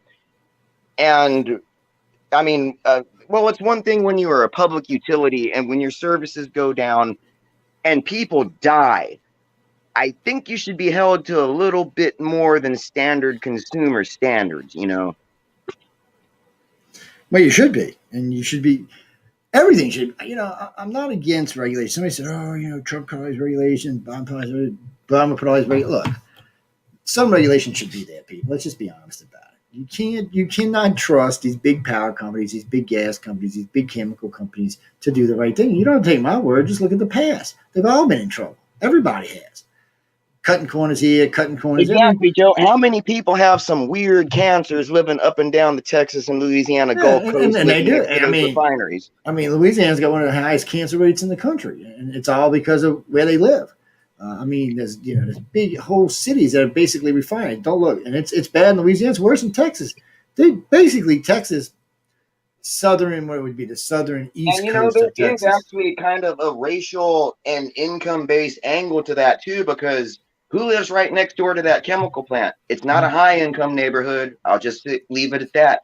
No, it's going to be low end or It's workers going to for the be plant. it's going to be people that are probably hovering near the poverty line anyway. Probably a lot of people on public assistance, welfare, social security, whatever.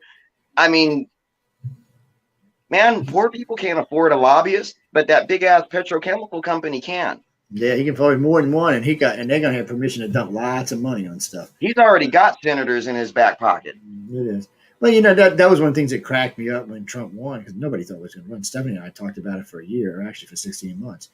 And, you know, and the first thing comes out of his mouth, well, he said, I own every one of these senators. Every one of these people I've given money to. Every one of them have taken money from me. And he started listing off names, including Nancy and McConnell and the whole rest, and none of them said no, he didn't. So I was kind of like, so wait, we got a president in office who's paid off the House and the Senate. The whole thing just sounded like, really, man? I think there's something wrong with this whole picture. But you know, I just don't even understand the politics in our country anymore. Somebody asked me What I about don't understand is how anybody can buy into one party or the other. I mean, how can you be forced into that ideological jar?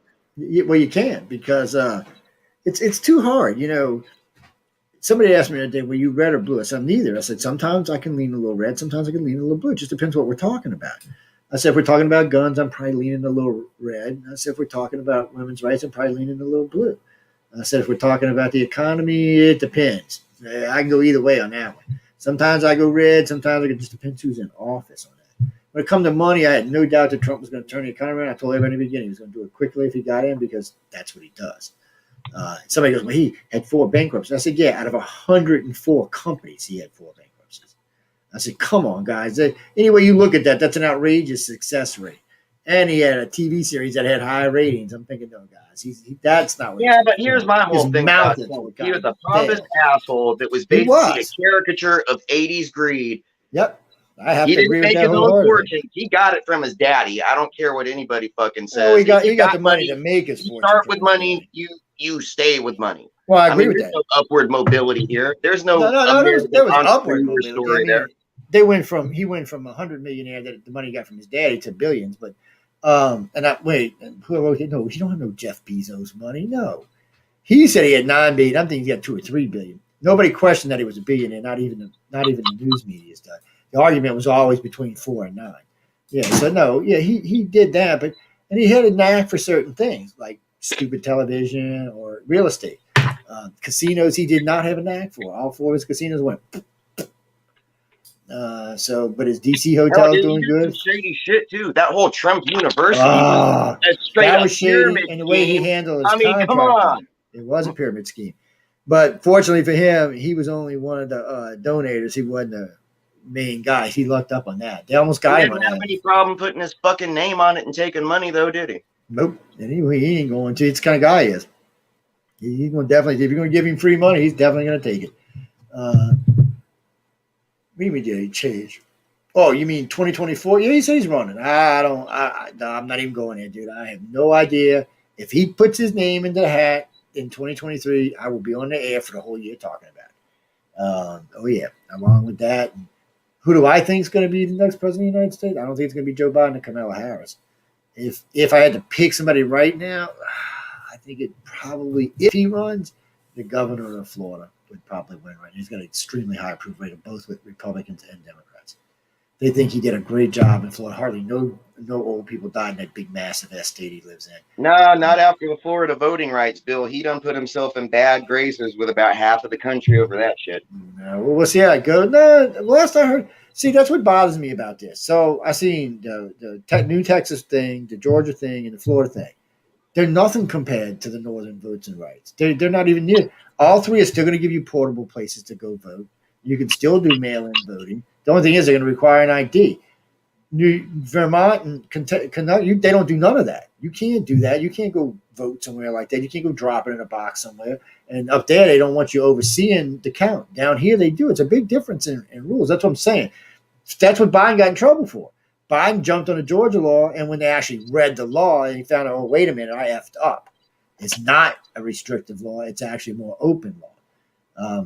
Only thing Georgia didn't want to do, all the southern states want to do the same thing, just like the Heartland do. They want voter IDs. We have No, seen man, too look, which much. one is it? Yeah, that one is Georgia, where it's like, oh, it's a felony if you start handing out fucking water and Oh, the drinks and water. shit to No, people in line for actually, voting. that's not That's exactly just some true. petty. That's just No, no, some no. petty bullshit right there. That's not what they said. What they said was you, as a party, can't give out water or food. Now, if you want to hire a vendor to come do it that has no political views, they have no problem with that. But they don't want a political barter handing out vote for Biden, vote for Trump. They don't want none of that going on. They say that's illegal and unconstitutional. And I agree with that. But Yeah, telling but somebody they nobody's can't give out water or doing that. food, that's stupid. And besides, who runs and administers the elections anyway? It's members of one party or the other. Well, it's That supposed to would be be members who of would be both doing it parties. anyhow. Yeah, but it's supposed to be members of both parties. You're supposed to have actually supposed to have representative of at least three. So you should have a Republican, a Democrat, and somebody else. And because you're supposed to have neutral, because that's what happened in 5 of the states that were under contested, where there wasn't proper things. Now, actually, Mark, there's. Oh, you know what? I don't know. I'll have to look. Well, hold on. Let me go back to state. We'll come back to that. So right now, there's Ohio. There's 4 states that are reviewing the laws. 3 states where originally they said what they did was legal. Now they said was illegal. It doesn't matter. Even if Trump gets all 5, but 4 is all he needs. Actually, 3 might be enough, but it's not going to matter. Nobody's going to overturn the election. It would take it out. Even if they proved it. Okay, I agree. Now that the judges ruled on this and said this was unconstitutional, was illegal, that they could not change the voter thing without the Senate ruling on it, that's fine. But that's not going to get him taken out. I mean, any way it goes, Biden still won 85 million votes. And so, yeah, you can take those 3 states away, and it may put them in a dead heat. But you're going to have to it's going to take more than that. Well, you know what a big part of all that stupid Trump vote recount, still trying to fight and steal the election shit is? It's like they're just butthurt because they fucking lost. And how could they expect him to win? He's a fucking asshole. What did they expect? Well, I don't see. None of that makes a difference to me. The fact that 4 states changed their rules a week before the election without going through their House and Senate, which is illegal, those votes should have been null and void for both of them. Shouldn't have mattered. They should have not been counted. They cheated. Yeah, well, it's unprecedented. You're in the middle of a fucking pandemic. That's never really happened. Yeah, well, no, I don't think they should even take set up Biden drop boxes. You know, I don't think it's not that. You can't you can't be bringing votes in at certain hours without anybody being there, which they did that a lot. There's lots of stuff that went on that they've proved now that was illegal. But in the beginning, because the election was over and they wanted to give it to Biden, that's the way they went, which I don't even have a problem with that. My problem here was, and I said this from the beginning, if the Democrats cheated, they cheated better than the Republicans did. That's why they won. So be it. And, to me, that's part of the game. Trump, you knew they were going to cheat. Why weren't you paying attention? So I don't personally have a problem with that. I do have a problem with we allow states to get away with things that they shouldn't, because it doesn't matter what side you're on in this, because next election, this might happen to the Democrats. The problem that I have with all of it is that there are people on both sides that are perfectly willing to cheat and would have no moral qualms with it. We know this. Thanks to Obama, we found out, and I got to give him credit for this, in his second term, after he won the second term. So we found out in places like New York, Pittsburgh, Connecticut, there was 11 states. These people were just driving through each state and voting. I mean, they would go to like 12 different precincts in each state and vote. They were literally casting 2, 3. Now, ladies and gentlemen, that's not enough to turn a presidential election. It is enough to turn a local election, mind you, but not. Well, no, Joe, you're kind of full of shit on that, because a lot of that Obama era stuff was based on like no. This is stuff Obama released. Stats by what the fuck was that thing called? Their voter irregularity list. No. Obama, they were just making up names. And if your name was like Chang or Rodriguez or Jackson or sounded ethnic, there were a whole lot more of those than Smiths and Zimmermans and shit. No, but Obama did a voter regulation thing. He interstate cross-check. That was the system that was the private system that all the red states were trying to jump into. Well, I don't know about all of that. Just a made-up list. I have no idea what that's about, but. I noticed guys. No, Joe, I remember all this shit. You can't pull one over on me, man. No, I don't know. That's what I'm saying. I don't know anything about that. It's I really don't. It's not something I think I've even paid attention to. Well, here's the other thing that I noticed about this whole interstate cross-check thing. It was only really published by a journalist called Greg Palast. But that's not what I'm talking about. Look, Obama put out an official. when all this was going on, Palas got someone to leak him like the data files on the names, and he basically gave them the list in the database. He had, I mean, and yeah, there was some really nasty, you could tell, definitely racist, fucking slanted shit that was trying to exclude certain people and making it harder for them to vote. That's not what I'm talking about. No, but here's the thing, Joe. I'm not done yet. He had it dead to rights. He had the list. You'd think Fox News would have picked up that story and ran with it because it would have made Obama look bad. No, they didn't. CNN and MSNBC never picked up this story because they are part of the fucking system too. They are part of the system. It's all a game, and they're part of the system. But that's not even what I was talking about. Obama had put out a list. He actually didn't put out a list. They did a recommendation because they had found out in both elections that they figured in the first election about 2.5 illegal people voted that shouldn't have voted, and in the second election closer to 3. That currently estimation right now for the last election is around 4 to 5 million people who voted illegally. By the way, that's a fucking lie, Joe. That is a fucking lie. No. So California, wait on, Jason, let me finish. I'll let you finish, Jason. Let me finish. So California already proved you're an alien illegally here in this country. You are going to risk your fucking freedom and being deported. California already proved one asshole or the other could get in. Dude, one of the things the governor's in trouble for is 1.3 million illegals voted in the last election in California. They proved it. He can't even deny it. It's over and done with. And wait, it was even worse than that, Jason. They caught Democrats picking them up and bringing them places to vote like they do with the black population, the elderly black. They were doing the same thing with the illegal Latinos. It ain't, you can argue all you want, but it's a fact. And it's not just that. There's several groups. No, that is not a fucking fact. And Texas was talking about this just recently. Your own state was talking about the illegal voting problem they have in their state of up at least 100,000 illegal votes in the last. And that's a goddamn lie because Texas is full of redneck blowhards that are afraid of Mexicans. That's the truth about a lot of it. Well, maybe they are, but it doesn't matter. They still voting. They still get voting. There are not. So wait, Jason. So we got right now currently in this country those numbers 16 million illegals, wait. and you don't think any of them voted, right? No, come on, Jason. 16 million illegals, and you don't think any of them voted, right? Get the hell out of here, dude. What are you smoking some better than I am? They definitely voted, dude. Especially the ones that have been here more than 4 or 5 years. They're voting every damn election. They're collecting Social Security. They're getting benefits and unemployment and every other damn thing. Don't ever fool yourself on that. No, I personally see it every day. That bullshit. I see it every day, Jake. Social Security card, you don't exist to this country and you don't get shit. Yeah, and no illegal person is going to risk their freedom to vote for some now you're telling me that illegals don't have Social Security cards. You better go check up on that, my friend. You can get a Social Security card if you're illegal. Yeah, if you've got a work visa and you got here fucking legally. No, you can get one. Under the amnesty program, you've been able to do that since Clinton. I don't know where you've been, dude. You better catch up. There's lots of ways illegals. If you were in under the amnesty program, that means you were granted legal fucking entry. No, not the amnesty program. No, not the amnesty program. The whatever Clinton called it, or not actually Obama called it, the Dreamer program. Sorry. Under the Dreamer program, you can get your Social Security, you can vote, you can collect benefits. And now, last I heard, that was 11 million people. So under the Dreamer program, yeah, if you were a kid that was drugged here, and this is the only you're still illegal. You're still illegal, and you still give them the chance to be Americans. But they're not. They're still illegals. They never go become legal citizens. That's why it's 11 million. View of this, if you were willing to travel from whatever shithole you're into with your entire family, literally walking for thousands of miles to try to give yourself and your family a better fucking chance at existing, then I say welcome to the United States of America.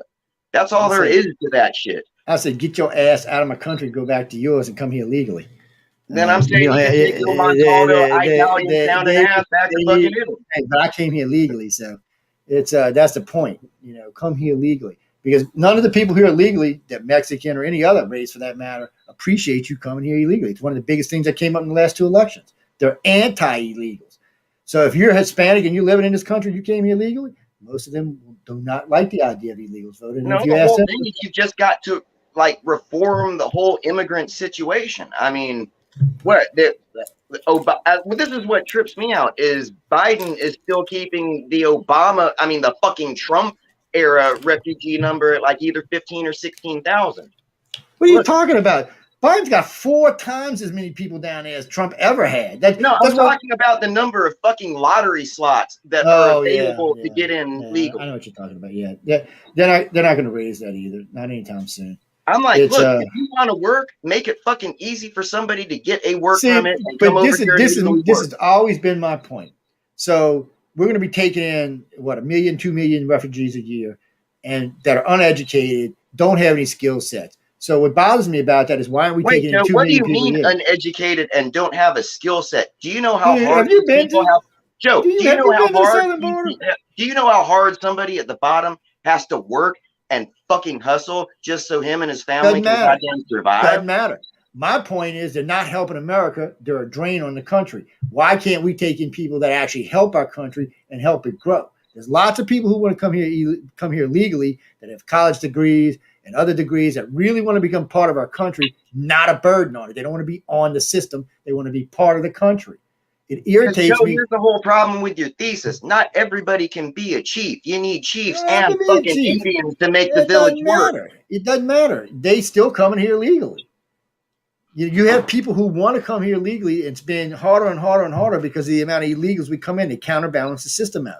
And it's hurting the country. Coming here illegally for a chance that they'll be the lucky one that the system picks up. I got to be honest with this. I think Trump had it right. I think you should be held in Mexico and screened. And if you should be in our country, we allow you to come in with your family and your kids and everybody else. No big deal. But if you're a criminal, a crook, someone dealing drugs, a moose, anything like that, no, you shouldn't be allowed in here. Right now, we're letting everybody in. Doesn't matter who you are. And that's what happened last time. And all we got was a bunch of people who want to kill us, rape us, and pillage us. Anytime we get massive, and what's great about this, it's so easy to prove. All you got to do is watch the amount of refugees that come in and the amount of crime in the areas where they go. It proves itself. It's kind of like when Merkel decided to let in 1 million Muslims into the EU and their rape cases went up 400%. Granted, a lot of these people deserve to be here. I'm with you on that, Jason. I think anybody who's willing to come here and work their ass off at whatever level they are, I'm good with that. I mean, that's not what we're getting. Joe, just imagine you living in like a third world South American country where the dictator of the week is probably going to kill you anyway. Your child has no chance to live. Man, I have some sympathy for anybody that is willing to send their child into the United States just so they can hope that it'll get. Yeah, but a lot of times that's not what actually is going on. I mean, most of the kids they've been catching lately have had tons of drugs strapped to them. Most of the kids? No, Joe, not most of the kids. Dude, they're fine. No, dude. You better go read. They've been talking about this. Even the Democrats have been talking about this. So they're finding kids. Well, I shouldn't say kids. They're finding babies from like 1 to 4 years old, and they usually have a knapsack of drugs with them. This has been an ongoing thing now for a while. This isn't something new. It started just when we switched over. They're always going to try to get some shit in. Yeah, but this is nowhere near as widespread as you think it is. In this country, down in the southern border, it is. The Border Patrol has already come out and talked about this. And so somebody strapped some fucking weed into a baby's diaper. They ain't strapping weed, dude. There ain't nobody sending weed to America anymore. No, you find some contraband in a fucking toddler. What are you going to do? Charge the toddler? They're probably sending in heroin or cocaine. But the thing is, you're just dropping a kid on the side of a road in the middle of a desert. I mean, really. I mean, come on. That's ridiculous. It shouldn't even be something that's going on. It should be stopped long before it ever gets there. And it wasn't. That's going on. But the world's a cruel goddamn place. But the point is, the last president. Yeah, but the last president put a stop to this. He had 5 countries set up, giving them money where they could stop, stay, put them up in refugees. So as soon as Biden did this, by the way, it quadrupled the number of people that boarded, and also Mexico, not Puerto Rico, 2 other countries took down their things and gave them tents. He said, well, your country's not paying. The country's not paying anymore. This is on you. Before that, they were being taken care of and being held and waited and having a chance to get in. Now they're just flooding our border, and we don't know who's getting in here. The Texas governor's losing his mind. I hear him every other day speaking about this. He's losing his freaking mind. No, Abbott's a fucking blowhard that's trying to use the only leverage against all them fucking liberals, dude. No, Abbott is the biggest piece of shit. But he's not the only one, Jason. You got the governor of New Mexico, the governor of Arizona, the governor of Nevada, the governor of Louisiana. Even the governor of Mississippi's bitching about it. The only governor that's not bitching about it is the one in California because he wants them. But the rest of the country's like, no. Texas is booming in a way it doesn't need the extra population right now. It just doesn't need it. What are y'all at? Almost 30 million now? 31 million? Texas might be booming in population, dude, but it's like what we're losing with fucking oil right now is definitely not being made up by technology and fucking SpaceX. I can't deny that. I can't even argue with that. Yeah. So don't believe that hype, dude. I'm telling you the shit right now. Well, I mean, the state's doing good. I mean, I've seen the financial reports on it recently. It's not. I mean, it's not like some of the other states. Look, Like man, California. I've got oil under my property and actually have some of the fucking mineral rights. I mean, it'll never pay much because we've only got 30% mineral rights and shits, and then it gets subdivided so many times. But Yeah. it's like basically, dude, it's like nobody's little oil lease around here where they did some surveys and companies are just like buying them and sitting on them until the price of oil goes up. All of those leases have been let go. You know. Yeah, because they get rid of them. So y'all are I at mean, you know, I 21 kind of hate the million, fossil fuel. Jason. Look, this is my dilemma, dude.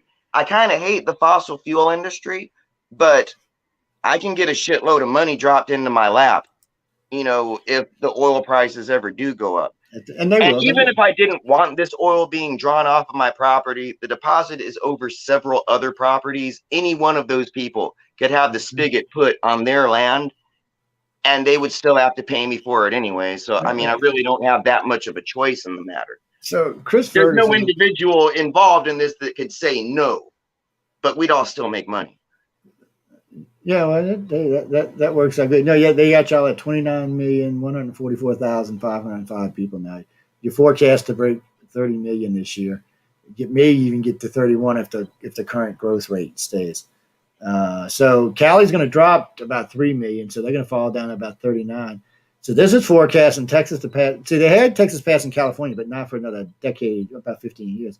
Now it's saying in less than 8 years. Man, genuinely, I talk a lot of shit here in Texas, and of course, in Texas, our blowhards are going to have to be bigger, harder, fucking blowhards. Of course they are. They're Texans, man. But really, there's always just they'll have armadillos that steal beer trucks. I mean, come on. And most of us Texans don't like that fucking asshole either. I know. Oh, you know what? I just seen that. Hold on. You mean who's a person of color? You talking about in Texas? Texas is like 70% white. I go check, but I bet you money Texas is 70% white. That's how sure I am. Yeah, Texas is pretty damn, especially once you get out into like the rural counties. I mean, it's pretty much like this county is pretty much like 80% white and votes 80% GOP. Hold on. I'm gonna pull it up. So yeah, Texas is 70.4% white. So I was right. Now it's 11% black, almost 12% black. It's 10.5% Pacific Islander. Okay, I can understand if that means from south of the border, but that's not. I'm confused now. No, Pacific Islander is like Guam, Oceania, fucking. So you know. Okay, Jason, I don't know if I can trust this now because there shows no Hispanic population in Texas at all. It only shows 0.7% American Indian, which I would have thought would have been higher. It does not show African American people here in Texas, Joe. I don't know what kind of chart you're looking at. That's what I'm saying. No, I'm agreeing with you. I'm not arguing. This shit was Mexico for a long time before it was ever Texas. So I'm gonna read. You know what? Hold on. I'm gonna put it on the thing so we can see it right quick. Let's see. This something about this is screwy. Let's see. Current tab. That's one of the things I like about this thing. You just pop it on the screen and look at it. Okay, so we says 2010 U.S. Census racial distribution Texas was as follows: 74.4% of the population of Texas was white American. Okay, Hispanic should be second, basically. Okay, and then next is 11.8% African American. The next is 3.8% Asian American and 0.7% Indian American. The Native American, American Indian, Native Hawaiian is 0.1%. Oh, wait. Okay. So what's this 10.5% of the population with some races? Well, man, then again, you might have to scroll down a little bit because a lot of the times in those surveys, they'll break up the Hispanic. Yeah, I think they got it. They must have it out to its own chart, you know. It's, see what? Detroit. What is the blackest city in America? Detroit. And number 2 is Gary, Indiana. Number 3 is Jackson, Mississippi. And number 4 is Chester, Pennsylvania. So, well, man, can't nobody tell me anything about race? Because when me and my mom got here in the 80s, I mean, we were basically like the only Asians in this tiny little county, you know? So I mean, there were only like 2 Mexican kids there. It was basically everybody else was either white or black. And then it's like over the years, more Hispanics started moving into the area, and then, you know, they've been here since. Mhm. I mean, demographics really have changed a lot. Oh yeah. Well, if you look at this, I mean, so if yeah, this is by the way, ladies and gentlemen, this is black cities or African American cities. So you see the list. It's Detroit, Michigan, Gary, Indiana, Jackson, Mississippi, Chester, Pennsylvania, Miami Gardens, Florida, 76%. Orangeburg, South Carolina, 75%. Birmingham, Alabama, 73%. Albany, Georgia, 71%. Baltimore, Maryland, 63%. Memphis, Tennessee, 62%. New Orleans, 60%. Baton Rouge, 58%. Wilmington, 58%. Flint, 56%. Flint's where we had the fiery, disgusting water, right? Figures. Yeah. And well, Savannah, 55%. speaking of that, man, what's kind of bugging me, it's like it just seems like in the last 2 weeks, there's either been a fucking mass shooting or a cop killing a black person like every 2 fucking days. Yeah, but you know it's weird because we talked about this a couple weeks ago. Actually, we've got a couple of shows on this. So this started with Stephanie and I way back with Obama. We started going through. We went back all the way to Richard Nixon, and we started looking at shootings coming forward, right? And really, there wasn't that many until you got to Clinton, and then there wasn't that many with Clinton. I mean, he was 8-year president. There was like 2 or 3 a year, but not like 3 or more people. That's what I should say. So it wasn't horrible. And then Baby Bush came in, and he had a few less. And then Obama came in and set some on 162 shootings under Obama. It was like, what the hell's going on here?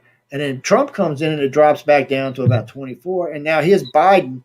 Biden's going to pass Trump before his first year's up. Look, man, I'll tell you exactly. This is spooky shit. I'll tell you exactly where that shit came from, and I will start back in the Clinton administration. Mm-hmm. Clinton was basically where this polarization, great American divide, where half the country thinks the other half of the country is the enemy. It started under Clinton. That's when Rush Limbaugh and shit actually. Yeah, you know why it started to try to get rid of that Reagan legacy. Reagan was just such a he was like a Kennedy to the country for some reason. Yeah, the divide got much worse during Bush. It went ape shit during Obama. Yep, Trump did not help anything at all. He did I don't think we can stop it. And I think that's the reason amongst a lot of the violence and everything. I mean, this country's always had problems, but oh hell, I was watching some kind of sci-fi show and it had a quote, and I'm gonna try to roughly paraphrase it. And it's like basically, well, no, it wasn't sci-fi. I think it was something historical. It was about the Cold War, that without any type of real external enemy, Americans need an enemy. If there is no other threat, we will turn on ourselves and consider ourselves the threat. And Jason got a valid point, people. So if you go back 20 years exactly, actually, if you go back 20 years, it's gotten worse since the end of the Cold War, basically. We kind of came together around 2001 for the terror scare, but that lost its charm too. So what happened is just before 9/11 happened, the country was where it is right now. It was tearing itself apart. It was pissed off. There was a big divide. Nobody was happy. And I don't know why, because Clinton was well liked. So I don't know why towards his end it got so nasty. And then, we were there, and then boom, 9/11 happened. And guess what happened after that? We all became big buddy friends again. It was 90% of the Congress voted to go to war. All the people behind him. His first 4 years was a cushion ride after. I mean, don't get me wrong. He had a couple. His first year was rough. I mean, he had the spy thing with China. He had to get our shit back from China without starting. Oh shit, man! It's kind of like Babylon 5 when the warrior caste and the religious caste both want the same thing. May God help us all. Yeah. So I mean, it was a tough first year on a guy. So I don't want to hate on Bush completely. I mean, he did have a hard start. And I hate to say this aloud, but if it wouldn't be for Darth Cheney, we might have been in more shit than we were actually in. Don't get me wrong, people. Darth Cheney's evil. Okay, and that's why I call him Darth Cheney, because he's evil. No, dude, Darth Cheney really is Emperor Palpatine. That motherfucker's still pulling the strings, dude. He's still running some kind of fucking. He's plan. A scary SOB, man. Well, Joe, just look at what happened to everybody that said, I want to pull out of Afghanistan. The military-industrial complex basically did not let Obama do that. Trump wanted to do it. They didn't let him do it. And now that Biden's saying he's going to do it 4 months after Trump said we should do it, dude, you were seeing a lot of pushback and all of the military talking heads I know we going got on all of the I fucking know, shows. I know we We've got to been there go. for 20 years for fucking what? I know. It's It's like, didn't we learn a goddamn thing from Vietnam?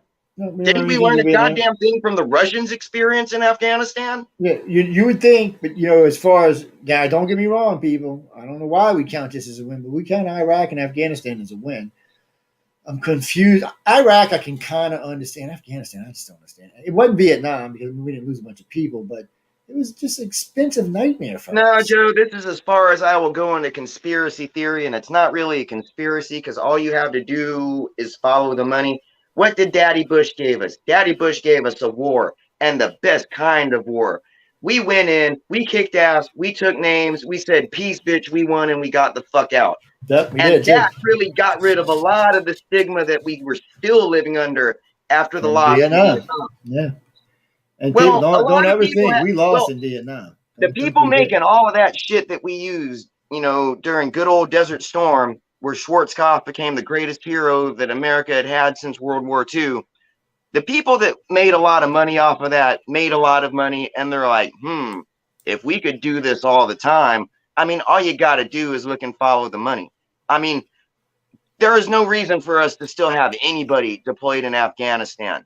I mean, No, we don't need I it. will give Trump credit for one thing. He had basically, except for his trade war barb shit with China, he basically had a non-interventionalist international policy. He didn't get us into any more stupid fucking conflicts that we No, were in. and he And he tried officially to get ended us the out of a Iraq War. couple of them. Yeah, he officially ended the Iraq War. He's the one who did it, and I did give him credit for the Syria thing. That was funny when they did that attack, and he said, "Really?" He said, "I warned you." He said, "I'm not a bomber. There's no line to cross." And then he launched a whole ship, what was a whole submarine full of missiles. I was like, "Yeah, I think they got the point, dude. Calm down." I never seen the president launch a whole ship full of cruise missiles before. I was like, "Yeah." But I will say this: Yeah, under I'll give Trump. him credit for that. But then again, a broken clock is right twice a fucking Yeah, day. but no, but I'll give Trump this. Once he was in for about a year, everybody calmed down. Kim Jong settled his ass down. Iran settled down. We started changing, and we didn't hear all this violent shit. Now here we are with Biden, just like under Obama. North Korea's over there building again. Iran's building again. Kerry's up, and people. I have no idea what the thing is with Kerry. I've heard 10 different stories about it. I've read all kinds of stuff from the New York Times, Fox, everybody. I don't know. Did he give secrets or Israel secrets to Iran? I guess that's for somebody to investigate because none of us are going to find out.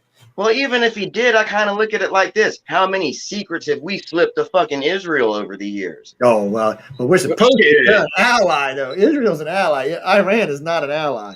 We're supposed to give Israel stuff. I mean, we give them all kind of shit, missile defense shields and all kind of wonderful stuff. And I do agree with Trump putting the capital where it's supposed to be. They've been supposed to do it for 50 years. He said do it. But man, hey, I think that you need to treat the Palestinians and the Gazans like human beings. Yeah, wipe them out and move them on. Give them that piece of land. You know what I think they should do to the Palestinians just like they did the Israelis. I think they should do them the exact same thing. Israelis were forced to run around, finally get a little piece of land and build a country, and I think that's what they should do to Palestinians. They've already got a piece of land, and it's shrinking every fucking day because Israel's taking it from them and occupying. Because it was Israel's land. That's why Israel took it in the so Civil then give War. your fucking property back to an Indian. It was their land. They took it back. They took it in the 7-Day War. The Israel thing's a hard thing because they technically weren't a nation in the beginning. They were a bunch of different nations, and they wanted to be their own. Which I understand, wanting to be your own nation. I'm fine with, not so much with a religious nation, but still. I'm fine with wanting to be but you can't do it at somebody else's expense. You should have went and made some deals to get some land here and there and build you a nice country. And Israel's not like it's a huge country or anything. It's the size of Louisiana. I don't know if it's that big.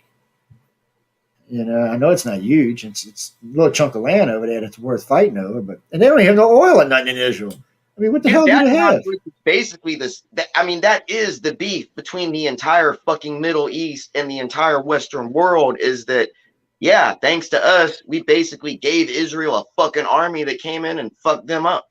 It did too. The 7-Day War was an embarrassment for what? 6 countries, 5 countries? It was an embarrassment. And you wonder why they hold a fucking grudge? Yeah, it was bad. They rolled across some countries like they weren't even there, man. They were like, whoa. And, America made them give most of the land back. The countries they were fighting basically weren't countries. No, they really weren't. You know who They were countries that had never had to fight a sustained war of any kind.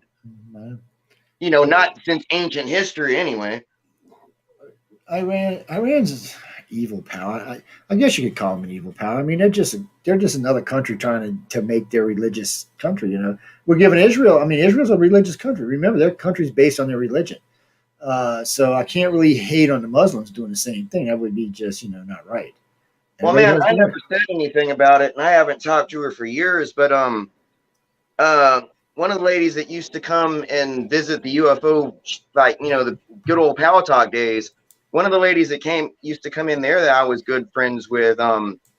She was actually living in Canada, and she was like an exiled member of like the old school Iraqi royal family, or like the government before Saddam came in and took over. So, yeah, man, I learned a whole lot about the whole Iranian situation, but I mean, why wouldn't they hate us, dude? We've been siding with their mortal enemy and breathing down their necks for like my entire lifetime. Man. Well, it's weird, man. And look what the CIA did. The whole thing with the Shah and all that bullshit. Well, it's weird now though, because in the beginning we were fighting with everybody in the Middle East. Now it's just really Iran pretty much. And Iran's really not fighting with us. They're paying. It's a proxy war. They're paying. Well, no, what's really going on right now in the Middle East is a three-way proxy war between the spheres of influence of Turkey, Saudi Arabia, and Iran. It's interesting is Trump got Saudi Arabia and Israel to cut a deal and become free. Not just them, Yemen. When somebody else was in it too, there was 4 of them all together. He got 4 countries that never worked together. I mean, there's flights going in and out of Israel to Saudi now. That's crazy shit, man. Yeah, but the only reason that is happening is because both Saudi Arabia and Israel are playing the enemy of my enemy is my friend. Yeah, that's exactly what they're doing right now. They're both friends of the United States. They're both big friends of the United States. So it gives them a playing field, which is nice. It'll help stabilize the Middle East. As far as Iran goes, no, it's not going to stabilize the Middle East, dude. It's just going to yeah, it did. It already did. The only problem we got over there right now is Iran and Syria, and that's both the same thing. Everybody else is playing nice with each other. Well, there's a bunch of problems, dude, like what's going on with Yemen right now. And quite honestly, we shouldn't be supporting what Saudi Arabia has been doing to Yemen. Well, no, we shouldn't. But Yemen did some nasty stuff to us. That's probably why we do it. It's No, the reason Yemen did some nasty Yemen didn't really do much to us. They're basically fighting the Saudis, but the Saudis are fighting them with our weapons, and that's why they don't like us. Oh yeah, we give them weapons. We don't care. We give everybody damn weapons. If Yemen had some money, we'd get him some weapons. We don't care. It's one of America's bad faults. Us and Biden really needs to be like, look, I don't care if it costs us money, but if you're still going to be bombing schools and civilians and carpet bombing in Yemen, you're going to have to go buy those bombs from Russia or somebody the fuck else. Yeah, they got. That's what I would say. I don't know, Jack. It's well, look what else is going on in the Middle East. I mean, Israel's basically, because of our backing, Israel's got the impunity to bomb Iran whenever the fuck they feel like it, and they do. Well, we want them to do that though, because in case we need them to go blow up a centrifuge or something like that. That's one of the things that I don't know how Biden feels about it, but both Obama and Trump used them for that. Obama everybody always said Obama was anti-Israel, but he did some pretty good things. And again, I can't really fucking blame Iran for wanting their own nuclear weapons. I mean, goddamn, Israel's got nuclear weapons. You want to get these on a level playing field. Can you really fucking blame them?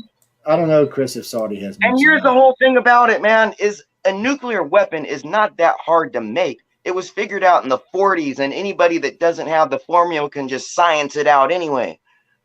It just takes time to enrich uranium. It does take time, but that's not as much the problem anymore as getting a missile that can actually get where it's going. That seems to be the bigger problem. Rocketry, even today, seems not to be an exact science. I mean, come on, even Elon Musk has blown up a couple of them. Yeah, dude, but then again, rocketry is not that hard. If you've got private startup companies that can make fucking missiles, dude. I noticed that both China and North Korea have had major issues trying to get missiles to where they're supposed to go. Russia used to, but not anymore. Russia just built some massive missile the other day. Dude, Russia has never had problems getting shit into space. They've always, well, here's one thing. No, I'm talking about getting them to targets.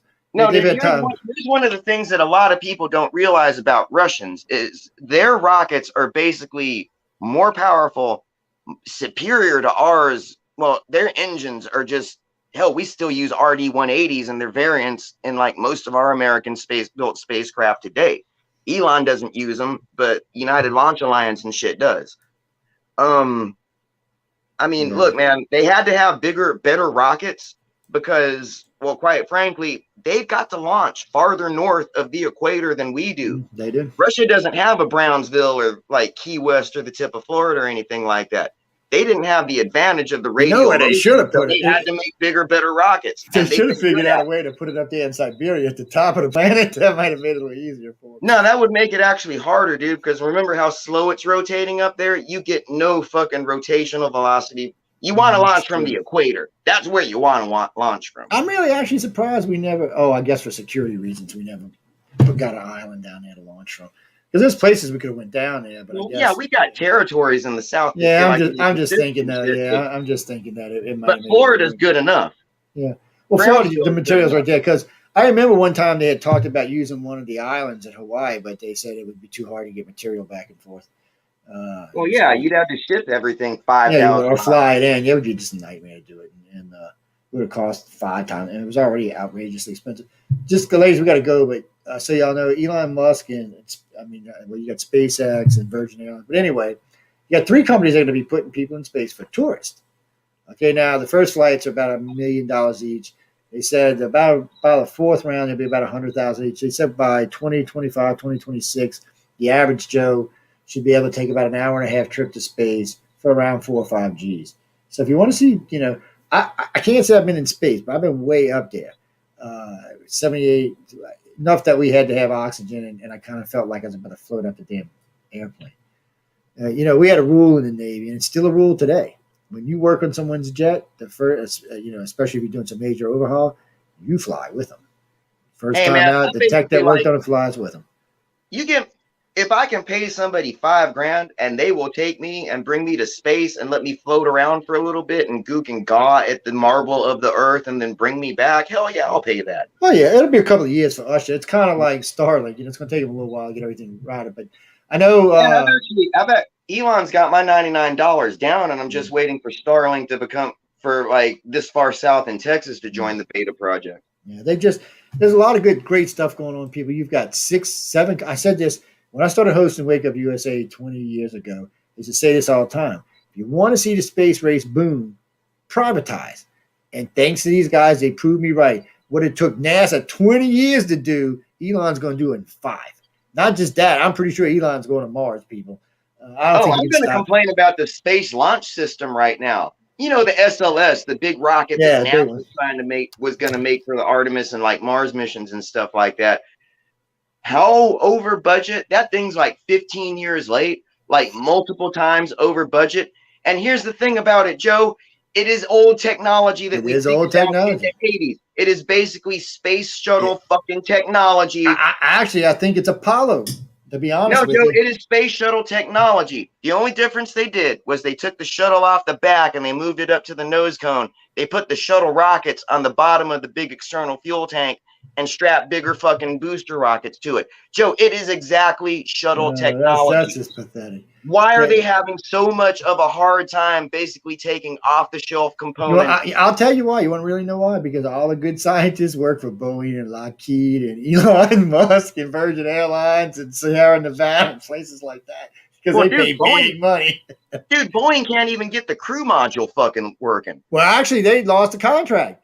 Elon Musk got it. Wait, people. They didn't actually lose it. They're going to both be doing it. But Elon's going to space. He's already been to the space station. And now he got the contract to go back to the moon, and he's going to Mars. This is a guy, I've been in a Tesla car. They're nice cars. I'm not going to lie.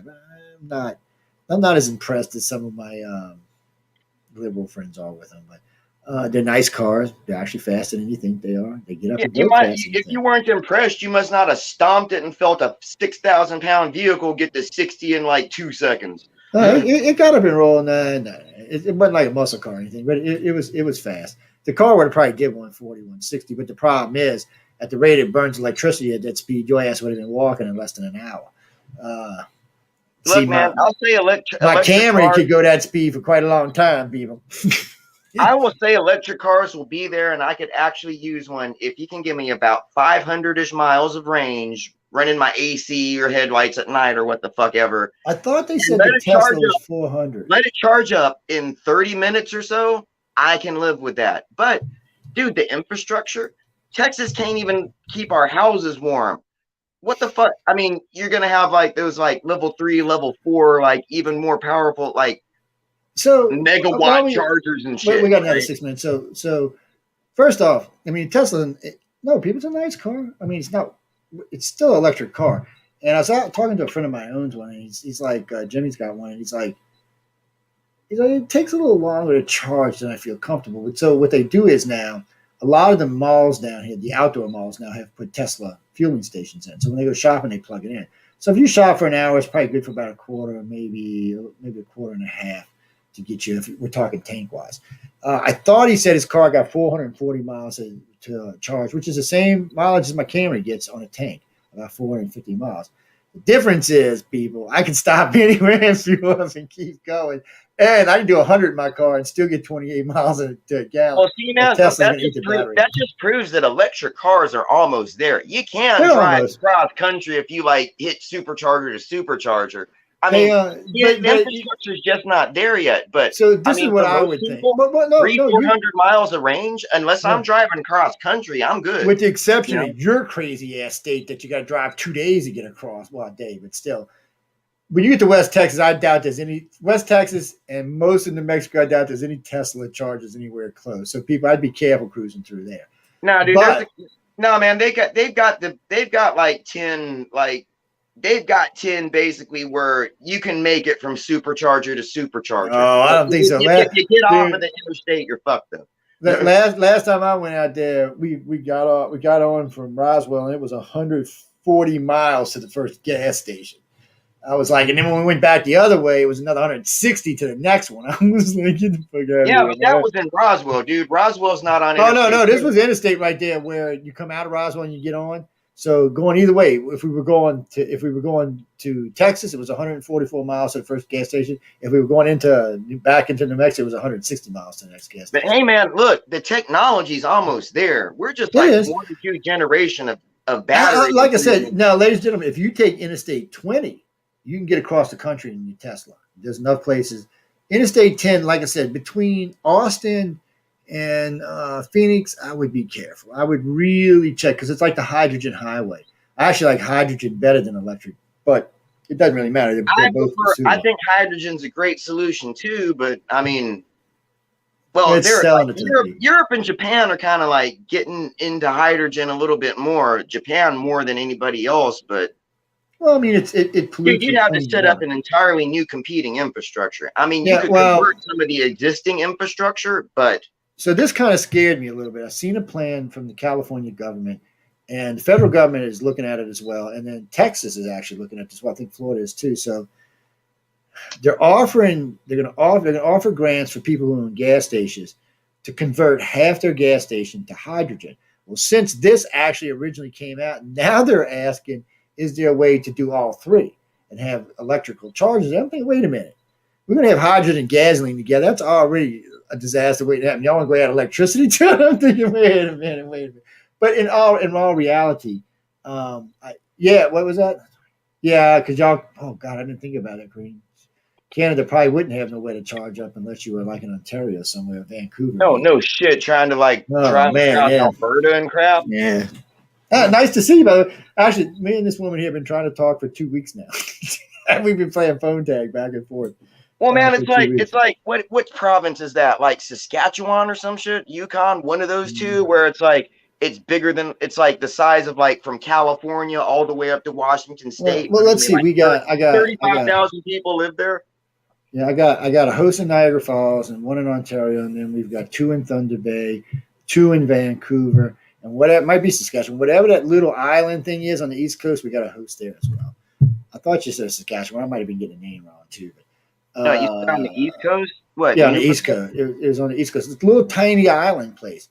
Oh, but she got great internet though. I don't know how the hell she got it. I wonder if she had the Starlink up there or some shit. Great internet. Well, But she said it's Starlink just already similar works island. up there. She said it's like a frozen little place too. I'll get it. I have it written down somewhere, but she hosts out of there, and then, you know, we got a host in South Korea now. We got a host in the UK. We got two in Australia and one in Brazil. And it's funny with the different accents, you know, when you're listening to people talk, because I have a pretty good accent myself, so it's just a funny thing to listen to. Charles has got weird tales. He's out of the UK, does a great job over it. JJ's out of South Korea. He's got a whole kind of strange. He's not an American. He looks like an American, but he's a South Korean. Prince Edward. That might be it. I mean, it might be. Yeah, I'll have to no, check. Prince Edward Island's on the it's up there like I think that's on the Vancouver side on the west coast. Yeah, y'all gonna make me have to go find a map and see. It's funny, but you know, it's interesting right now because you know all of our hosts used to only be out of the United States. What do you mean we got a Hawaiian host? Yeah, we have. Oh, speaking of that, shit, she's gonna kill me. She should have been on a half hour ago. No, no. What are you talking about? Okay, wait. You're not an American, are you? How do I know? Because you just said Hawaii was a country. Yeah, way back in the day, Hawaii was a country. Or Actually, Hawaii should technically still be a country, but the white man straight up stole it from the indigenous people. Yeah, they did. White man. And that's the goddamn truth. Look up the history. Tell me I'm wrong. You know, though, I got a friend of mine the other day. He's we'll just call him an islander. He's going on hating on the white man all day. I said, you do know without the white man, life would not be what it is today, right? I said, you do know that. I said, have you been to South America or Africa? Have you been to Europe and the United States? I'm just telling you, it would not be what it is today without the white man. I said, you better keep that in the back of your mind. I said, because a good chunk of what's here today is because of the white man. I'm not saying they're good. I'm not saying they ain't got their share of problems, because they do. But no, I completely understand the whole fuck the white man thing, because like all you were talking about, Europe, South America, Southeast Asia, basically every place that isn't first world still. We're basically colonized and raped for fucking centuries by the goddamn white man. Yeah, baby, we like doing it too. Woo-hoo, yeah, that's right. I mean, come on, my people's over there in the Philippines, Spain. Oh man, Filipinos love Americans. I don't know what you're talking about. Filipinos love Americans. I got all kinds of friends. They do love Americans, but I mean, man, we were victims of that colonialization shit too. I mean, the Spaniards fucking raped us for 400 years. Crystal, you mean you're talking about South America? Actually, no. In Venezuela, one of my he's a first cousin. He's a mayor of a mountain village. It's an exclusive little village they got up there. But yeah, for somehow or another, they've been managing to stay out without getting wiped off the face of the planet, because it's bad down in Venezuela right now. Dude, how'd you get family over there, like in South America? Was he like one of I know my last name. They're all over down there. So I traced it back. So you know, because my dad used to. I got a stupid scenario, dude. I bet he was an Italian war criminal that fucking fled to South America with all the Germans and Hitler. I ain't gonna rule none of that out. I was just fucking with you, dude. So I know my original ancestors came from Venice, but when they left Venice, they went to Scotland. That's where they stayed, and they stayed there for a long time. Enough that my DNA is not as much Italian as I thought it was going to be. So then they left there and went to South America. A bunch of them went to South America. My relatives actually left there and came straight to America in 1711. But a bunch of them went to South America, and then they started filtering back up. So if you look up my last name, it's all over Italy, and it's all over South America. But in the United States, there's really not that many of us. I think it's less than 50. Now, my surname is different because Montaldo is like 700 names. Again, the reason I found that out is when I found my what do you call it? Your family pendant? What the hell they call it? Anyway, genealogy? Crest. No, the family crest. When I seen the family crest, it was from Montaldo, Montalbano, Montaldio, and Montadano. So we're all related. We all share a common ancestry. And then I found out there's 5 provinces that have my last name in Italy. I was like, well, wow, okay, that's kind of strange. And like Toronto, Montaldo. And then I got a friend there who has my last name, but we're not related, at least that we can't find. Man, Jason, he's got this pizzeria on top of this mountain there in Tuscany. Oh, man, I want to go eat there. So I don't know how the food is, but the view is fabulous, man. He says best pizza you'll ever eat. Probably is. Yeah, Spanish and Portuguese did a lot of invasions back in the day. The Spanish, well, Jack, Spanish. Man, it'll probably be like eating at Taco Bell all your life and eating some real Mexican food. Crystal, Spanish people can be considered white or color because the Mediterranean. Same thing with Italians, really. because when you live in the Mediterranean, like my wife, if you ever met her, you think she's she's a woman of color. She's brown. But that's the Mediterranean. But she's Italian. And she's got a dark skin, but like her mom was lily white. You just never know when you're over in the Mediterranean what color you're gonna get. No, Chris, her butt was brown too, dude. I'm sorry. I don't know why you felt the need to ask me that question. I'll answer because you asked. No, it wasn't no suntan. It's no, yeah. When she got into tan, oh no, she got dark. Oh yeah, that's just the Mediterranean blood in her. Technically, yeah, she would be considered a woman of color. Why would that be a problem? Yeah, well, I am a white boy. I can't deny that. You got to see me. But it's funny about that. Nobody thinks I'm white. It cracks me up how many people, when they listen to me speak, think that I'm black. I get people. Matter of fact, I don't know if Jason was at the one at X conference when what's her name showed up. She came to meet me. Original Paradox. I'm gonna use her real name, but it's a screen name. Her and her two sisters came to meet me, and I still remember this was so funny. Kind of embarrassing for her, but funny. So I'm standing there with about 6 people, and I'm at a conference giving a lecture, and I would just come down and I was answering questions. And I seen her come through the door because I knew what she looked like. So I heard her two sisters go, "But baby, he's white." I laughed and fell off the chair laughing. I was like, "Oh my God." And she come over, she said, "I said, maybe it's okay." She said, "But Joe, you don't know." She said, "You sound like one of them brothers, man." I'm like, "Really?" She's like, "Hey, Killer Pup, what you doing?" It was just funny to me. But I'm from New Orleans, and New Orleans is a majority black city, and I work in the city all the time. And I picked up a lot of colloquialism. So and if that's what people want to think, I don't really have a problem with it. It's just the way it works out. Chris, I'm getting off in a few minutes, and I got to hop on with one of our other hosts for a little while. Yeah, I got a bunch of people that kiss it. Hey, man. Jason's Hey, hunting I for always something. thought you always sounded like a honky to me. I never Yeah. questioned it. It's funny, yeah, but you knew me beforehand, so that might be why. It's I don't know. It's a goofy thing. Wait, you want to? But that's not even a dumb thing. So when I start traveling, when I'm doing like touring, people will come up to me and go, "Where are you from? England?" Like, dude, I'm a coon ass. Where you get England out of that accent? Now, yeah, when I'm in Cali for a while, if I'm up north for a while, like when I'm in DC or in New York, my accents changes. They kind of mix together. But I don't know where to get the UK out of that. I'm kind of like, I'm not saying certain words. That's for sure. People, Man, it's all dark. They I'm all speak a out here. different language in Britain. You know that, right? No, that is not English. I don't know. That's not American English for sure. I don't know what the hell that is. Look, man, I don't have any problem understanding that because between Doctor Who, Top Tier, and Red Dwarf, I understand everything. Okay, you got an unofficial education on it, but so sometimes I'm like, what did you just say? Get the hell out of here with that. Speak English, people. Well, man, then again, it's like I got a lot of like Asian cousins and stuff. That one of the things about the Philippines is a lot of people speak English, and it might not be what would be considered good English, but I am extremely good at like taking not exactly proper English that I'm used to and understanding it. That's my superpower. Yeah, guys, I know we got to get out of here. No, Michael's mad at me because I told him I was gonna mute him. I still can't figure out. I still have to like concentrate really hard on Welsh though. But then again, I think even the Welsh do. Some of them ones I speak to over in England, especially Scottish, Irish. Sometimes it's really, really hard. It's like I was talking to a friend of mine over there, and sometimes I'm like, dude, take the rocks out of your mouth. He said, "You got an accent too." I said, "No, I know I do, dude, but come on." I said, "You are understandable sometimes." I know if I start talking fast, I am too. A lot of people can't place where I'm from because I kind of grew up everywhere. I was born in Virginia, lived in Hawaii, stayed a while in California, ended up in Texas. But guys and girls, we got to get out of here. I'm sure Kathleen's about to want to kill me now. And she has Quantum Leap. She is actually on the big island in Hawaii with her 1,000-pound crystal, which I love to death, by the way. This thing is massive. It escaped the shop somehow one time, rolled down the hill, put a dent in the side of her car.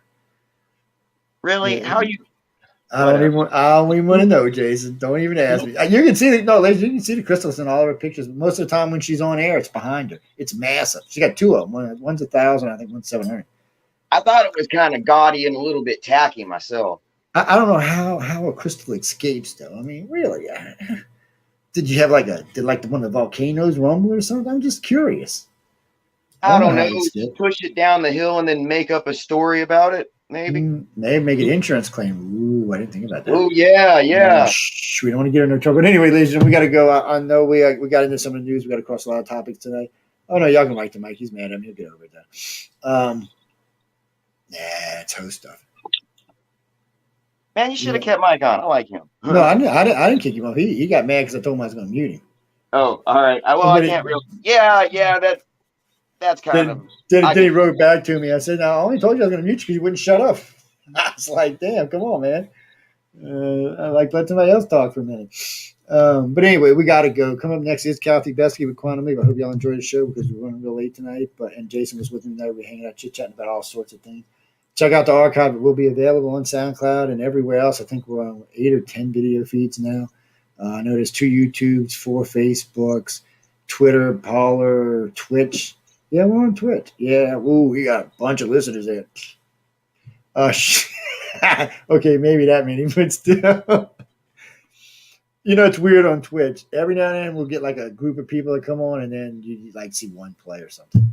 We do have the new YouTube page, which I know nobody's aware of yet, but it's UFOs, Guides, and Extraterrestrials. Go over there, like it, and subscribe. As I told y'all before, we got thrown off United Public Radio by YouTube, which we'll see how all that plays out in the end. But right now, I can't worry about it because there's other things going on. But you can find us on any of those venues. You can also find us on SoundCloud, iHeart, Podbean, Pod Addict, Podcast, Paratopia.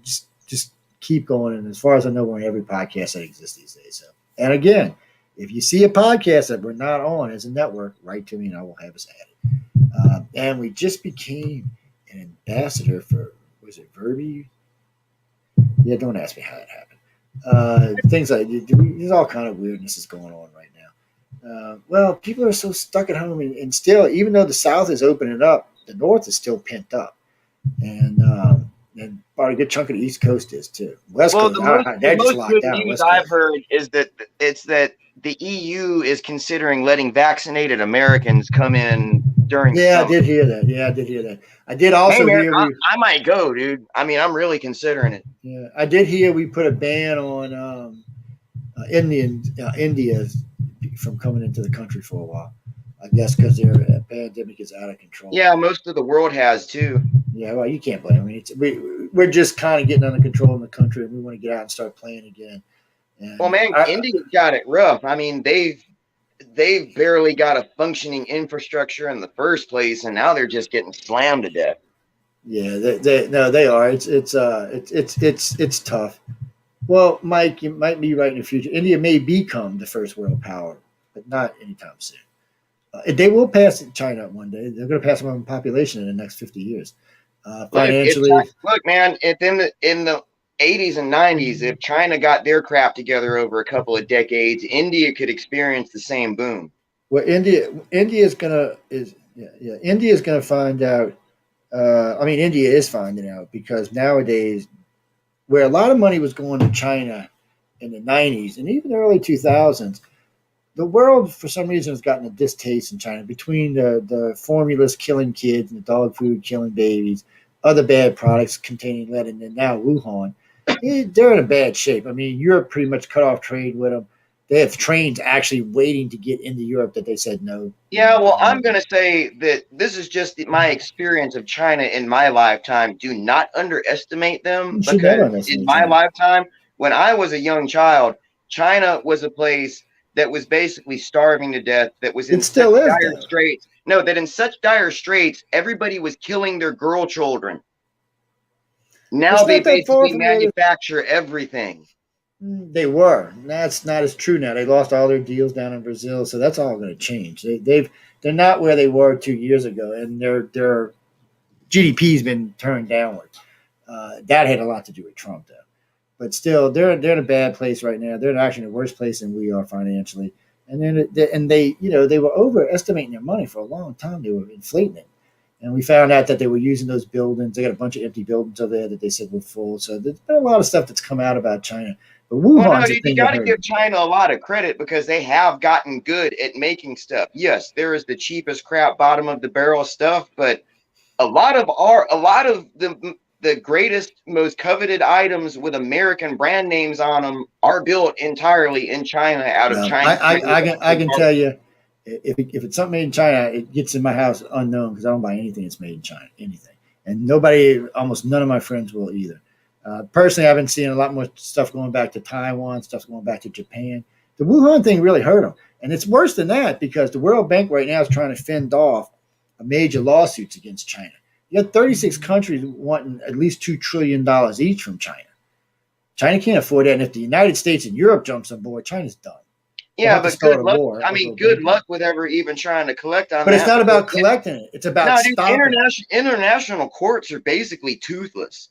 But what I'm saying is this isn't about collecting the money. Nobody thinks they're going to get this money. This is about just stopping China in its tracks because China will have to stop and defend itself against this. And the more China talks, the more stuff comes out about them, the worse they look. China's just not in a good situation right now. I mean, they've got too many human rights issues. They've got all this stuff. And somebody said, well, you can't blame them for the virus. Yeah, you most certainly can, because if they would have told us in October, it wouldn't have been a big deal here. But they didn't. They waited till it was already in our country spread before they said anything, 4 months after they found out. You can't get around that. They screwed everybody. And the world's pissed, and that's not going away. People in Europe think if they buy Chinese products, they're going to get COVID, which we both know is probably not true. Maybe there might be an inkling of a chance, but, 2% maybe. But we'll give them that. I mean, there are actually people that are basically coming back and seriously reconsidering the whole Wuhan lab leak theory. But regardless of where this thing came from, okay, if it came from a bat or a pangolin, where did that bat come from? Or a pangolin from Africa? If it didn't come out of China, it would eventually come out of Africa. Actually, a documentary I watched, basically, like global poverty and hunger is basically what is driving a lot of these like cross species infections, like especially out of like a lot of the viruses and diseases that originate out of Africa. The bushmeat trade used to not be that big of a deal because they could eat fish or crops or something else. Now China's now that they have to, humans got to eat, and the bushmeat market, it's like basically starving people are eating everything. Yeah, if it didn't come out of China, it would eventually come out of somewhere else. Yeah, well, China and this will happen to us again. Hell, Joe, we'll probably see 2 or 3 of them during our lifetime. Well, I don't know. We'll see. We'll see if the countries take it seriously. We may have a less chance of getting it. But I agree with you. I don't see how we're going to get around it. But the China thing is interesting because we had 4 people in Wuhan when all this started, and we were getting.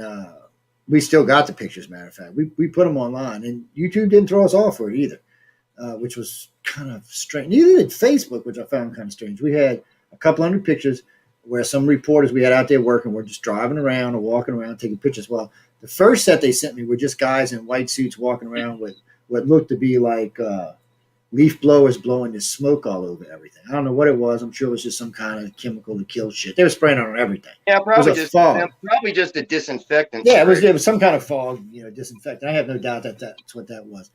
So then the next set we got were them locking people's windows down. So they were actually welding the windows shut. They showed about 200 homes where this had happened. And I was like, what the hell is going on? Well, these were all homes where someone in the home had COVID. I don't know what they were calling it at the time. They weren't calling it that. So they did that, and they would come by and bring them food every day. So we had all of that on thing. The one that creeped me out the most was they showed they had 40. They had brought in 40 units for burning, disinfected stuff. They also had that hospital that had that front collapse. So they were getting rid of a lot of debris. They were also burning bodies, it wasn't a big thing. They were burning bodies. On a couple of occasions, though, they showed the body bag moving. Now, I know when people saw this, they instantly thought there was someone still alive, and I can't say there wasn't. But bodies do kick and move on and off for a day or two after they die. Yeah, it's shrinking nerves, impulses, and stuff. So I don't want you to just instantly think, because I know somebody else seen these pictures. I don't want you to instantly think now if it would have been like kicking hard or something. But the photos the videos were short, 10, 15 seconds. Whoever, I'm not going to give the people's names out. It was 2 guys, 2 women, because I don't want to get hurt or anything. But they sent us a lot of video. One thing that I found interesting about this whole COVID thing and like the different lockdowns and stuff is it basically stopped the flu in its fucking tracks. I mean, partial compliance with the distancing and the, the things you do to minimize spread of a respiratory disease, which the flu is. basically only thing that I you. know for sure that works is spraying your hands, because COVID really, when they talk about how you catch it, it's not so much from breathing; it's more from touching stuff. And it's not that you can't get it from breathing; it's just more from touching. And to be honest, I posted this video on YouTube and they made me take it down, but I got OSHA certified a long time ago on masks for my company. And the thing about it is the virus itself, in order to keep it from passing through a mask, you have to be wearing a respirator. Not an N95. An N95 is not going to stop it. Neither is any other mask. You It'll layer stop that most shit. of it because it's not the virus isn't passing through the mask filtration on itself. It's riding on a fucking droplet of water vapor, and if that hits the mesh, it'll just get stuck in the mesh. I mean, you can't stop all of it, but just what the video showed. So we put somebody in a room and we used 7 different masks. That's what we did. Filled it up with smoke. So when you took the mask off, this is what you seen. All through here, all through the nose was covered in that smoke, which tells you the mask was doing nothing at all. You were breathing it in and out. We tried it with all these masks. None of the masks stopped that from happening. But what's worse, and it shows you how dumb people are. But here's your flaw. Smoke is a much smaller particle than a droplet of water containing a virus. Actually, the virus itself that passes through is 0.5 microns. You have to have a respirator. Isn't just floating through space. No, that's what they're talking about. To catch it. But that's what it is. It's 0.5 microns. That's what you gotta. What's got to be stopped. And there ain't no paper mask stopping 0.5 microns. That's bullshit. It ain't gonna happen. And that's just an outright BS. They tell you what size it is, what size the virus is passing through the mask, and then you go look what the mask will stop, and you're like, well, why am I wearing this again? And it's worse though, because they talk about 6 feet distance. Well, in case y'all don't know this, ladies and gentlemen, so I'm standing in front of you for 10 minutes breathing. Heat rises, and you can clearly see this in the video. It creates a heat plume over you. When you walk up to replace that person, that heat plume drops down on top of your head. So I don't know why they're telling you 6 foot or anything else. The thing that stops this virus is using alcohol and keeping your hands and your face clean and not touching shit that you shouldn't be, and staying away from people as much as you can. Yeah, but staying away from you think staying away 6 feet and then walking up to the guy who's been breathing in front of you for 10 minutes is stopping COVID, you've been fooled really bad. You don't take my word for it. Go look at what OSHA considers that would stop the virus, and it's nothing that we're wearing right now. But you know what? I'm halfway vaccinated, but I'm still gonna wear a mask anyway, even when I am fully vaccinated. I'm not even telling you not to wear the mask, people. I wear mine all the time. I look at it exactly like this. If I walk into any place and there are people there, either employees or customers, that are wearing masks out of courtesy, I'm gonna fucking wear one too, because it's sweat off of my balls. Yeah, and it's not a big deal with a mask. I don't personally. I wear them all the time. Sometimes I do. Well, down here, don't have to anymore, but sometimes I do. Sometimes I don't. Even when I'm going and coming, like today, I had it on most of the day. But I got my Johnson & Johnson. Joe, the only thing that's really changed with me personally since Texas basically went like mask free and like opened everything up is now if I make it all the way to the store and I realize I left it in the car, I'm probably just going to go in the store and not go back. I'm the same. Well, that's what happens to me. If I got it in my hand when I get out, I'll wear it. If I get in the store and realize I ain't got it, I'm not going back. But I keep that spray alcohol in my car. Since it started, we keep all the guys do. We keep it in the car so we can do our hands every time we come in, because we do get our hands on a lot of nasty shit. And frankly, I don't mind wearing my mask when I'm in people's apartments if it makes them feel better, because people forget. In the beginning, the government, Fauci and the CDC and the WHO said masks would do you no good. They waited 3 months before they told you to start wearing masks, and that's because people were panicking. And that's when they came up with the new guidelines. But even then, Fauci said, here's the whole thing about the mask, though, dude. If you cough through it, it is going to. It won't. And that's what I was getting ready to say. That's what I was going to say. But Fauci will stop most of it. Yeah, but that's what I was going to say. Fauci said in the beginning the mask will only need to be worn by people who had COVID, not by everybody else. They said it's to stop the spread of it. It wasn't for everybody to be breathing. That's something the media picked up on, and then the government just said, "Well, make the people feel better. Let's do that." And that's exactly what that was. Then again, there are a lot of people who have had this and shown roughly no fucking symptoms at all that didn't even know they had it. Yeah, but that's something I read about too. So when I got COVID, it put me down for 16 days. First 5 days, I didn't even get out of bed. Little Joe got it. He didn't get off the couch for 5 days, and we were both in good health. And if I wouldn't have been, I'd be dead now. Put my wife in a hospital for 11 days.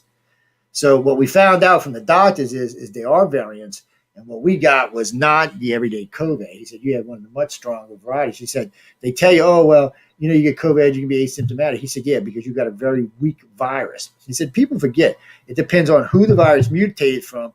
So if you had a friend that had a really strong immune system to it and played the virus down and you got it, likely is you're not going to get as sick as someone else that had a much worse virus. They talked about this in great detail, and the CDC had to fess up on this. They were like, "Well, that's true. We got way more variants running today." Hey, are we than still were live, or talking did you ever let Kathy have a show? No, we no. I got to go. We're gonna drop her out in just a minute.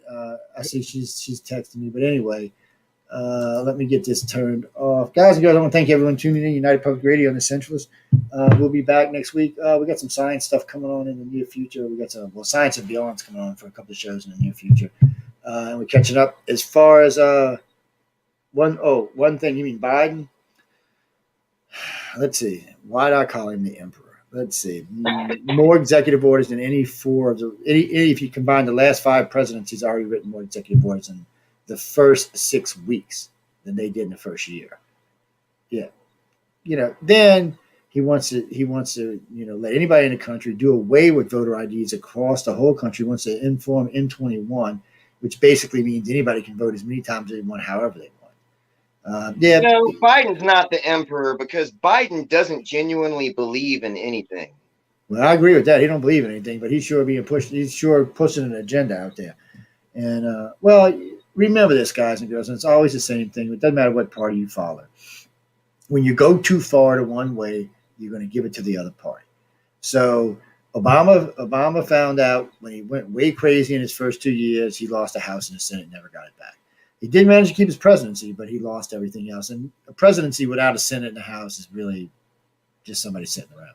Look, I'm just going to tell everybody the truth about the way the world works. All those people bitching and whining for 8 years about how Obama was destroying the country and how it was the worst shit ever. Guess what? We made it through that. The worst shit ever. Same thing about all of you people crying about every day under Trump being the end of the fucking world. Yes, I believe you were an asshole, but we made it through it relatively okay.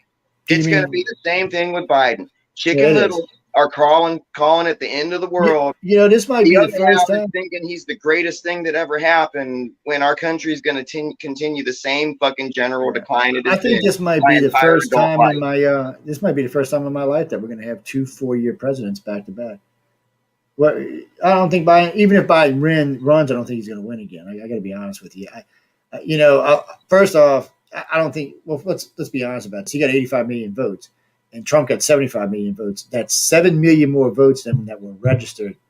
And wait, the Democrats said this, which I cracked me up. Oh, they just hadn't had time to register them yet. That's a fact. You can go down. CNN and NBC and Fox carried that story. You can't get around it, unfortunately. They just said the system hadn't caught up yet because it was. But you know what? There are a lot of new people voting. Oh, I have no doubt about that. How many people turn 18 years old every day? I have no doubt that, but 7 million is a lot for any 1 year. I mean, average is like 1 million, so it was up a lot. Have you ever? Well, why is anybody surprised with that? Every time, getting paperwork from the government is like getting a fucking root canal. It's slow and it takes forever. It is. But anyway, guys, we got to go. I want to thank everyone for tuning in. You can find archive. It'll be up. It's on the videos automatically. So all the YouTubes and Facebooks, everything else, will be there automatically. It'll be on SoundCloud as well and on Spreaker, and it will be posted to the rest as soon as I get around to Podbean and to Podcast Garden. They put them out. I got to say this one thing, guys, about the podcast system today. When we first started doing this way many moons ago, you had to physically log into each pod system and upload and all of this. Today, it doesn't work like that for me. SoundCloud goes out to 18 different podcast companies. Podbean goes out to 11. Spreaker goes out to 12 or 14. So those 3 alone put me on an additional 50 sites. And then everybody else, I'll go out to someone different. And then, of course, we're on Spotify as well if you want to catch us over there. Oh, well, you should have seen it when Joe first set it up. I mean, he had like 6 Pentium 2s, each running 2 different streaming services. Yes, it was a nightmare, man. Using like 6,000 watts of power. Remember that big 23-inch the cart monitor I had? Oh my God, y'all should have seen this thing. It weighed like 200 pounds, people. I'm not kidding. This thing was huge. But anyway, thanks for tuning in tonight. Kathy will be up in about 10 minutes, so please stay tuned, and we'll see y'all next week.